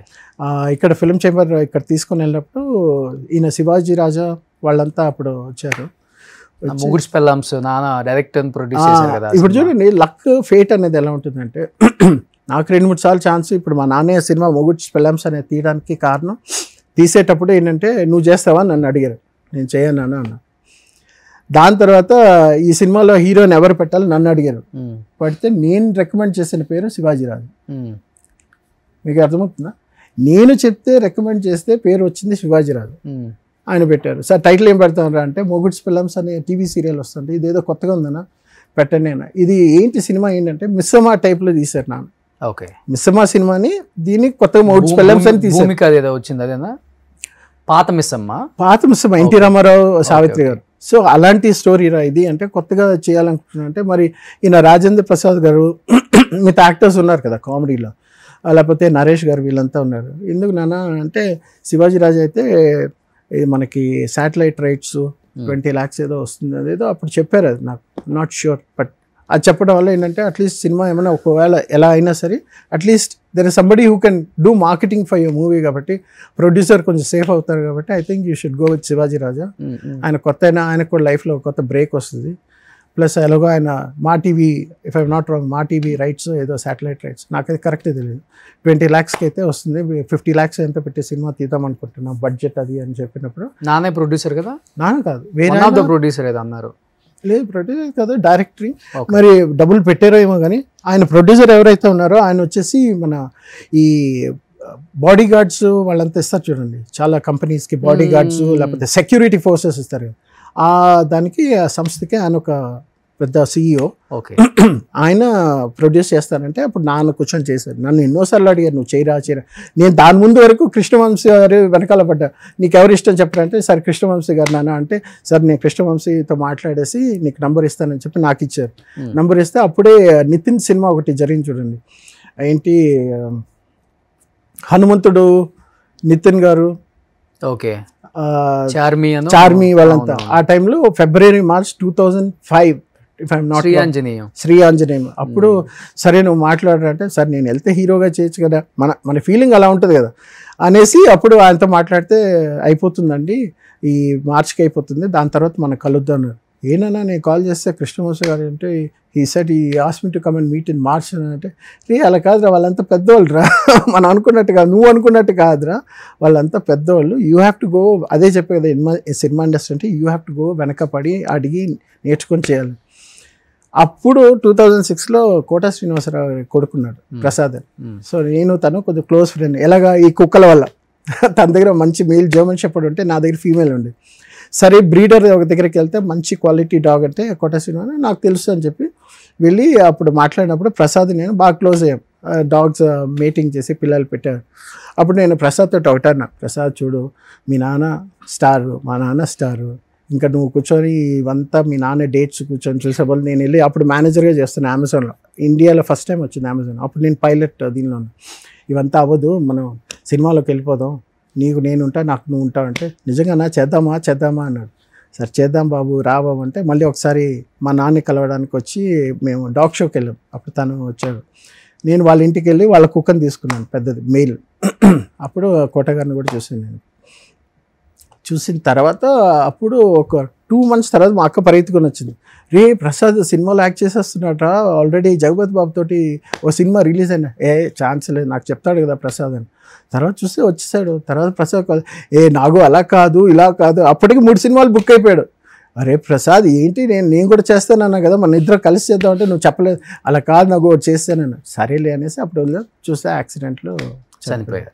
నేను నా వైఫ్ తను వాళ్ళ వైఫ్ పిల్లలు. అప్పుడు షీ వాజ్ ప్రెగ్నెంట్ రెండో బాబు చనిపోయే టైంలో షీ వాస్ ప్రెగ్నెంట్. అప్పుడు ఒక ఫస్ట్ బాబాయ్ అనుకుంటాను, ఫస్ట్ బాబు, సెకండ్ ప్రెగ్నెంట్ గా ఉంది బాబాయ్. సో అప్పుడు మేము లుంబిని పార్క్ వెళ్దాం అనుకునే టైం కదా, మీ ఫ్యామిలీ మా ఫ్యామిలీ ఇద్దరు వెళ్దాం, అంత క్లోజ్గా ఉన్నాం. అదే నా లక్ చూడండి, నాకు కావాల్సినప్పుడు ఆఫర్స్ లేవు, లేనప్పుడు ఆఫర్స్. ఎవరెవరు మీ క్లాస్మేట్స్ ఇంకా ఇప్పుడు ఇండస్ట్రీ వాళ్ళు? నాకు అదే మంజుల, మహేష్ బాబు గారి వాళ్ళ అక్క క్లాస్మేట్. నేను, మా ఇద్దరు అక్కలు, మంజుల, మేము నలుగురం విద్యోదయలో, చెన్నైలో విద్యోదయలో. మీనా కూడా అక్కడే ఆ స్కూల్లోనే చదివింది. మీనా యాక్ట్రెస్ మీనా. తర్వాత నేను చదివిన స్కూల్లో మన రాఘవేంద్రరావు గారి కొడుకు ప్రకాష్, తర్వాత తరుణ్ ఉన్నాడు కదా, తరుణ్ నాకు జూనియర్. సావిత్రి గారు మనవడు అరుణ్, వాడు నా క్లాస్మేట్, నాకు జూనియర్, నా క్లాస్మేట్. తర్వాత చాలా మంది యాక్టర్స్ పిల్లలు అక్కడ. ఇక్కడ మన హీరోస్ ఎవరైనా ఉన్నారా? ఇక్కడ మన హీరోస్ ఇంకెవరు లేనండి నాకు తెలుసు. నేను మహేష్ ఒకసారి క్రికెట్ ఆడాం వైఎంసీలో, తనకు తెలియదు నేను అప్పుడు రంగనాథ్ గారి కొడుకు అని తెలియదు. సో తను అప్పుడు కొంచెం లావుగా ఉండేవాడు, బొద్దుగా ఉండేవాడు.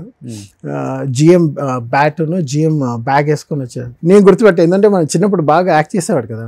తను అప్పుడు ట్రాన్సిషన్ ఏజ్ 16, 17 ఆ ఏజ్లో ఉండేవాడు. బాగా లావుగా బొద్దుగా లడ్డులా ఉండేవాడు. వచ్చి మేము క్రికెట్ ఆడాం. అప్పుడు అన్నాడు, నువ్వు ఈ షార్ట్ కొట్టి ఇది గెలిపించు, నేను థమ్స్ అప్ అని కొనిస్తాను, తాగుతూ అని. నేను ఎవరో తెలియదు తనకి, తనెవరో నాకు తెలుసు. దాని తర్వాత మీరు రంగనాథ్ గారు అబ్బాయిని ఎక్కడ చెప్పుకోరా? నేను ఎక్కడ ఎవరికి చెప్పాను. నేను డిఫరెంట్ క్యారెక్టర్స్ మా నాన్న చేస్తారు కాబట్టి ఎవరైనా అడిగితే ఇవాళ ఎవరి పేరు, వ్యవసాయి అంటే మా నాన్న పైప్స్ అన్ని అమ్ముతారు. ఒక యాడ్ వచ్చేది కదా, కొన్నిసార్లు పోలీస్ ఆఫీసర్ అంటాను, ఏది పడితే అది చెప్తాను. ఎందుకంటే అబద్ధం కదా, ఇది ఎలా అంటే అశ్వత్థామాత కుంజరహ అన్నట్టు అన్ని క్యారెక్టర్స్. ఎవరు మహేష్ బాబు గారు కొట్టింది? లేదు మంజుల. ఇక్కడ నన్ను ఇలాంటి డెస్క్ ఉంటే ఇలా పెట్టి, నేను కొంచెం హైపర్గా ఉండేవాడు, వేసి ఒక్క తోపు తోసింది, తన్మని కొట్టి లేస్తే ఇక్కడ కట్. మహేష్ బాబు గారి సిస్టర్ మంజుల. సో తను తోసేసరికి ఇక్కడ కట్ అయింది. తర్వాత కొంచెం పెద్ద అయిన మా అక్క పెళ్ళికి కార్డు ఇవ్వడానికి వెళ్తే, రారా మంజుల ఇంటికి వెళ్ళి ఇచ్చేసి వద్దాం, మహేష్ కూడా ఉంటాడని వెళ్ళాం. అప్పుడే రమేష్ వచ్చి మేడపైకి వెళ్తున్నాడు. తర్వాత మంజుల పిలిస్తే వచ్చింది. వచ్చిన తర్వాత శైలు చెప్పు ఏంటని మా అక్కతో మాట్లాడుతూ నేను ఇలా చూస్తా ఉన్నా. కాసేపు నాకు బాగున్నా అంటే, నీ వల్లే నా సినిమా కెరియర్ పోయింది చూసావా, లేకపోతే హీరోయిన్ అని. ఏ శైలు చూడవే వాడు ఎలా మాట్లాడుతున్నాడు చూడ, నేను లబలబ కొట్టేసుకుంటాను. తర్వాత నేను అప్పుడు ఆల్మోస్ట్ డిగ్రీలో కొట్టించుకున్నారు. లేదు, ఇది చిన్నప్పుడు సెకండ్ స్టాండర్డ్ లో జరిగింది. తన ఆట పట్టించాలని చెప్పి డిగ్రీ అయిపోయే టైం పెళ్లి, మా అక్క పెళ్లికి అప్పుడు కార్డు ఇవ్వడానికి వెళ్ళాం. అప్పుడు తను వీడు చూడ చిన్నప్పుడు తగిలింది ఇంకా గుర్తుపెట్టి మనసులో పెట్టేసుకున్నాడు చూడే అని అనింది. అలా ఆల్మోస్ట్ అందరు యాక్టర్స్ పిల్లలు అందరు కలిసి చదువుతున్నారు. కొంచెం ఒక్కొక్క స్టేజ్ లో. ఒకసారి సూర్య వాళ్ళ ఇంటికి వెళ్ళాం చిన్నప్పుడు, వాళ్ళ శివకుమార్ వాళ్ళ ఫాదర్, నేను, మా ఇద్దరు అక్కలు, మా నాన్న, అమ్మ అందరూ బాగా ఆర్టిస్ట్, బాగా డ్రా చేస్తారు. అప్పుడు వీళ్ళు చిన్న చిన్న పిల్లకాయలు, సూర్యను, కార్తీ. సో అప్పుడు చూసా, గుర్తుంది. తర్వాత ఇప్పుడు బాగా పెద్దవాళ్ళు అయిపోయారు, ఆల్ బిగ్ యాక్టర్స్. ఇప్పుడు రామ్ చరణ్, అల్లు అర్జున్, ప్రభాస్ వీళ్ళంతా. రామ్ చరణ్ చాలా జూనియర్స్ మీకు. రామ్ చరణ్ చిన్నోడండి. నేను చెప్పేది 80s లో తను పుట్టినప్పుడు 1 year బర్త్డే బేబీ ఉండేటప్పుడు మేము వెళ్ళాము. అప్పుడు యాక్చువల్లీ ఆ బర్త్డేకి నేను కూడా వెళ్ళలేదు, డ్రెస్ సరిగ్గా లేదని చెప్పి మీరు వెళ్ళండి అంటే మా అమ్మ, నాన్న, మా ఇద్దరు అక్కలు వెళ్ళారు. నువ్వు రావారా అంటే లేదన్నా నేను రాను, ఆడడానికి వెళ్ళిపోయాను. అప్పుడు చోళా షెరటన్లో తన బర్త్డే సెలబ్రేట్ చేస్తున్నారని చిరంజీవి గారు అందరినీ పిలిచారు. అప్పుడు మా నాన్న అందరూ వెళ్ళారు. అలాగే నాకు ఏంటంటే కార్డు, గ్రీటింగ్ కార్డులో తన రామ్ చరణ్ ఫోటో, చిన్న బేబీ, 1 year బేబీ తను. సో అది గుర్తుంది రామ్ చరణ్. మా నాన్న నాకు, చిరంజీవి గారు పవన్ కళ్యాణ్కి బొమ్మలు తెచ్చారు, లవ్ ఇన్ సింగపూర్ తర్వాత. అదొక మెమరీ. నాకు కొన్ని బొమ్మలు, గన్స్, కార్స్, అవన్నీ, బాలు, బట్టలు అవన్నీ. చిరంజీవి గారు ఏమో అప్పుడు పవన్ కళ్యాణ్ వాళ్ళ ఫ్యామిలీ వాళ్ళకంతా, ఆంటీ సురేఖ ఆంటీ వాళ్ళకందరికీ అప్పుడు తెచ్చారు. సో వీ రిమెంబర్ ఆ పాత రోజులు ఎలా ఉండే. మా పెద్దక్క పెళ్ళికి ఆవిడ సురేఖ ఆంటీ వచ్చారు. తర్వాత అలాగా కొన్ని ఫేసెస్లో కొంతమంది మన జీవితాల్లో వస్తారు, వెళ్తూ ఉంటారు. So it's all part and parcel. ఇంకొకటి ఏంటంటే ఇండస్ట్రీలో స్టార్డమ్ ఉంటేనేమో అదొక వాల్యూ. ఇప్పుడు మా నాన్నకి స్టార్డమ్ ఉండేటప్పుడు పెద్ద హీరోస్, పెద్ద హీరోయిన్స్ నేను ఉండేటప్పుడు పక్కన వచ్చి పొగిడేసి, బుగ్గలు గిల్లేసి, ఎత్తుకొని ఆడించి పాడించి, దా కూర్చోరా నువ్వు నా పక్కన ఉండు, అది ఇదే అంటారు. ఇప్పుడు అదన్నీ లేనప్పుడు అదే మనిషి ఇప్పుడు కొన్నేళ్ల తర్వాత కలిసాం, కొంతమంది చూస్తాం కదా, చూసిన తర్వాత అదే మనిషి ఓకే అంటారు. yes of course industry that is common. అది మనం జీర్ణించుకోవాలి. సక్సెస్ మాట్లాడిద్దండి. ఇప్పుడు చూడండి, ఇండస్ట్రీలో మీరు ఒక పెద్ద స్టార్ హీరో చనిపోతే ఆ ఇంట్లో ఆయన తర్వాత ఆయన కొడుకు స్టార్ హీరో అయ్యి ఉంటేనేమో ఇండస్ట్రీ మొత్తం కదిలి వస్తుంది. అదే ఒక స్టార్ యాక్టర్ చనిపోయాడు అనుకోండి, అందరు స్టార్లతో యాక్ట్ చేసిన పెద్ద యాక్టర్, ఒక 500 సినిమాలు చేసిన యాక్టర్, ఆయన చనిపోయిన తర్వాత ఆయన కుటుంబంలో ఇండస్ట్రీకి సంబంధించి ఒక డైరెక్టర్, ఒక హీరోను ఎవరైనా ఉంటే వస్తారు, లేకపోతే మటుకు కనీసం పట్టుమంది 10 మంది కూడా కనిపించరు అక్కడ. కరెక్ట్. ఊరికే ట్విట్టర్లోనో ఫేస్బుక్లోనో సంతాపం అలా తెలియజేస్తారు. చాలా బాధగా ఉంది, మనసు కలిచివేసింది, తట్టుకోలేకపోతున్నాను. ఇండస్ట్రీ ఒక ఆనిముత్యాన్ని కోల్పోయింది. ఏం కోల్పోయిందని చెప్పి లేపు అక్కడ దాకా వెళ్ళి చూసి రాలేవు అంటే తప్పుగా అంటలేదు, ఇది జరుగుతుంది సొసైటీలో. ఇండస్ట్రీలో ఎక్కువ కనిపిస్తుంది బయట వాళ్ళకి. కనీసం చనిపోతే పట్టమని 10 మంది రాలేదు, ఏం మనుషులు మీరు అని వాళ్ళు మాట్లాడుకుంటున్నప్పుడు మనం వింటాం కాబట్టి జస్ట్ వ్యక్తపరుస్తున్నాను అంతే. అదే ఇప్పుడు చిరంజీవి గారు రావాల్సిన అవసరం లేదు, ఆయన వచ్చారు. నెక్స్ట్ మా నాన్న చనిపోయిన తర్వాత దహనం చేసే దగ్గర స్టార్ట్ అయిపోతుంది అనే టైంలో ఎస్పీబీ గారు కాల్ చేసి, మా బాబాయ్కి చెప్పే కదా అనిల్ కిషోర్ అని, ఆయనకు కాల్ చేసి ఉండమనండి వాళ్ళ అబ్బాయికి చెప్పండి నేను వస్తున్నానని చెప్పండి అంటే, చెన్నై నుండి ఫ్లైట్ తీసుకొని హైదరాబాద్లో అక్కడ నుండి ఎయిర్పోర్ట్ నుండి వచ్చాను. 2.5 hours పట్టింది. కానీ ఆయన రావాల్సిన అవసరం లేదు. కొంతమంది ఉంటారు. ఆయన వచ్చారు, వచ్చిన తర్వాత 2 చేతులు తీసి దండం పెట్టి, చాలా థ్యాంక్స్ అమ్మా నా కోసం ఆపిపెట్టామని మా నాన్న కాళ్ళకి దండం పెట్టి. ఇప్పుడేమో ఒక స్టార్ హీరో సినిమా బాగా హిట్ అయితే ఇంకొక స్టార్ హీరో తట్టుకోలేని పరిస్థితులలో ఆ స్టార్ హీరోని ఎట్లా అనగదొక్కాలి, ఎట్లా ట్రోల్స్ చేపించాలి మా వాళ్ళ ఫ్యాన్స్తో అనేది ఇప్పుడు ఇదొక ట్రెండ్, కొత్త ట్రెండ్. సో నడుస్తూనే ఉంటుందండి ఇండస్ట్రీ అంటే. Common, it's quite common. Pan India pan వాళ్ళు వచ్చిన తర్వాత నేను నాకన్నా గొప్ప వాళ్ళు లేడు అనేది ఇంకా ఎక్కువైపోయింది హీరోస్ లో. సో ఎనీహౌ ఇంత కాంపిటీషన్ ఈ ఫీల్డ్ లో మీకు మంచి అవకాశాలు రావాలని ఎన్నో విషాద గాథలు చాలా మంది కుటుంబాలలో జరుగుతుంటాయి. బట్ మీకు వచ్చిన బాధ, ఇంత పెద్ద బాధని మేబీ మీ నాన్నగారిని ఇష్టపడే వాళ్ళకి కూడా చాలామంది తెలిసి ఉండదు కాబట్టి ఒక ఇంటర్వ్యూ ద్వారా మీరు తెలియజేయాలనుకున్నారు, తెలియచేశారు. ఇండస్ట్రీ అంతా చూస్తుంది, ప్రజలు చూస్తారు, మీ నాన్నగారిని అభిమానించే ప్రజలు చూస్తారు, ఫ్యాన్స్ చూస్తారు, డైరెక్టర్స్ ప్రొడ్యూసర్స్ కూడా చూస్తారు, హీరోస్ కూడా చూస్తారు. చూసి పాజిటివ్గా ఫీల్ అయ్యి మిమ్మల్ని పిలిచి మంచి అవకాశాలు అయితే ఇస్తారని నేను మనస్ఫూర్తిగా నమ్ముతున్నాను. సో హ్యాపీగా ఉండండి, బాబుని బాగా చూసుకోండి, కుదిరితే మంచి అమ్మాయిని మీ లైఫ్ లోకి తీసుకొచ్చుకోండి, వద్దండి తోడుగా ఉండేలా చూసుకోండి. నాకు ఉండేది ఒకే ఒక బాధ్యత, మా అబ్బాయి ఒకడే. ఇప్పుడు మళ్ళీ మోసి బరువు బాధ్యతలు లేవండి. మా అబ్బాయిని కొంచెం చదివిచ్చేసి వాడికి ఎవరైనా ఇచ్చి పెళ్లి చేస్తే అయిపోయింది. మై రెస్పాన్సిబిలిటీ, ఈ భూమి పైన ఉండే రెస్పాన్సిబిలిటీ అయిపోయింది. ఇంకా నా పర్సనల్ ఇంట్రెస్ట్ కొద్దీ ఏదో మనం చదివేమో పీకేమో ఇంత నాలెడ్జ్ ఉంది అది 10 మందికి పంచాలనే ఒక దూల లేకపోతే ఒక ఏదైనా ఆశ ఉంటే అది తీసుకోవడం తప్ప ఇంకేం లేదు నాకు. ఈ ప్రపంచం భూమి పైన బతకడానికి ఒక్క కారణం లేదు. ఇంకా మా అబ్బాయి ఒక్కడే ఉన్నాడు నా ప్రపంచం. అది మా ఫ్రెండ్స్ హెల్ప్ చేశారు. వాళ్ళకి ఆర్థికంగా ఓకేనండి, ఓకే నడుస్తుంది. ఆర్థిక ఇబ్బంది అని మాట్లాడడం స్టార్ట్ చేస్తే అది మహాసముద్రం, దేనికి ఆగదు అది. బట్ ఏది ఉన్నా వెళ్తా ఉండాలి. You should go with the flow. ఇది ఉంది ఇది లేదని ఒకసారి కంప్లైనింగ్ మోడ్కి వెళ్తే ప్రతిదీ కంప్లైనింగ్ అయిపోతుంది. ఉన్నా లేకపోయినా ఎలా బతుకుతున్నావు, ఏదే హెల్ప్ ఇస్తున్నా, పని చేసుకోవాలి, బతకాలి, అంతే. అదే మోటివ్తో. సో ఎనీహౌ అది దేవుడు మీకు నిజంగా ఎక్కువ ధైర్యాన్ని ఇవ్వాలని మనస్ఫూర్తిగా కోరుకుంటున్నానండి. So thank you so much Nagi గారు. సారీ అందరూ ఏమని పిలుస్తారు? నాగి అని పిలుస్తారు. చెన్నైలో అందరూ ఫ్రెండ్స్ అందరూ నాగి అని పిలుస్తారు. ఇక్కడైతే కొంతమంది నా పేరు నాగేంద్ర కుమార్. నేను సినిమాలో వైభవ్ రంగనాథ్ అని పెట్టుకున్నా. సో ఆ రంగనాథ్ పెట్టుకుంటే మా నాన్న పేరు మళ్ళీ గుర్తు చేసుకున్నట్టు ఉంటుంది. ఆయన సినిమాలు పాటలు ఇంటర్వ్యూస్ చేస్తే అక్కడ ఎక్కడో ఒక దగ్గర మా నాన్న ఫోటో వస్తుంది. చూసిన తర్వాత కొంచెం బాగుంటుంది. నెక్స్ట్ ఇప్పుడు 2-3 కూడా అడిగారు మా అబ్బాయిని, మీ అబ్బాయిని లాంచ్ నన్ను చేయమంటారంటే ఐ ఫెల్ట్ వెరీ హ్యాపీ. ఎందుకంటే మనోడు అంటే ఒక మంచి లాంచింగ్ ప్యాడ్ ఉంటుంది కదా. సో ఇది పర్వాలేదు, నాకు నా ఆఫర్స్ వాడికే వస్తున్నాయి. సో నాగేంద్ర కుమార్ అలియాస్ వైభవ్ రంగనాథ్ గారు. So wish you good luck అండి. థ్యాంక్స్ అండి, థ్యాంక్ యూ సో మచ్. మంచి సినిమాలు చేయాలి. షూర్. సో డెఫినెట్ గా మిమ్మల్ని మంచి సినిమాల్లో చూస్తామని నేను నమ్ముతున్నాను. నాన్నగారు చేసిన ప్రతి స్టార్ హీరో ఇప్పటికీ స్టార్ లాగే ఉన్నారు కాబట్టి ఆ స్టార్లతో కూడా మీరు వర్క్ చేయాలి. థ్యాంక్స్ అండి, thank you so much. Thank you అండి. Thank you so much.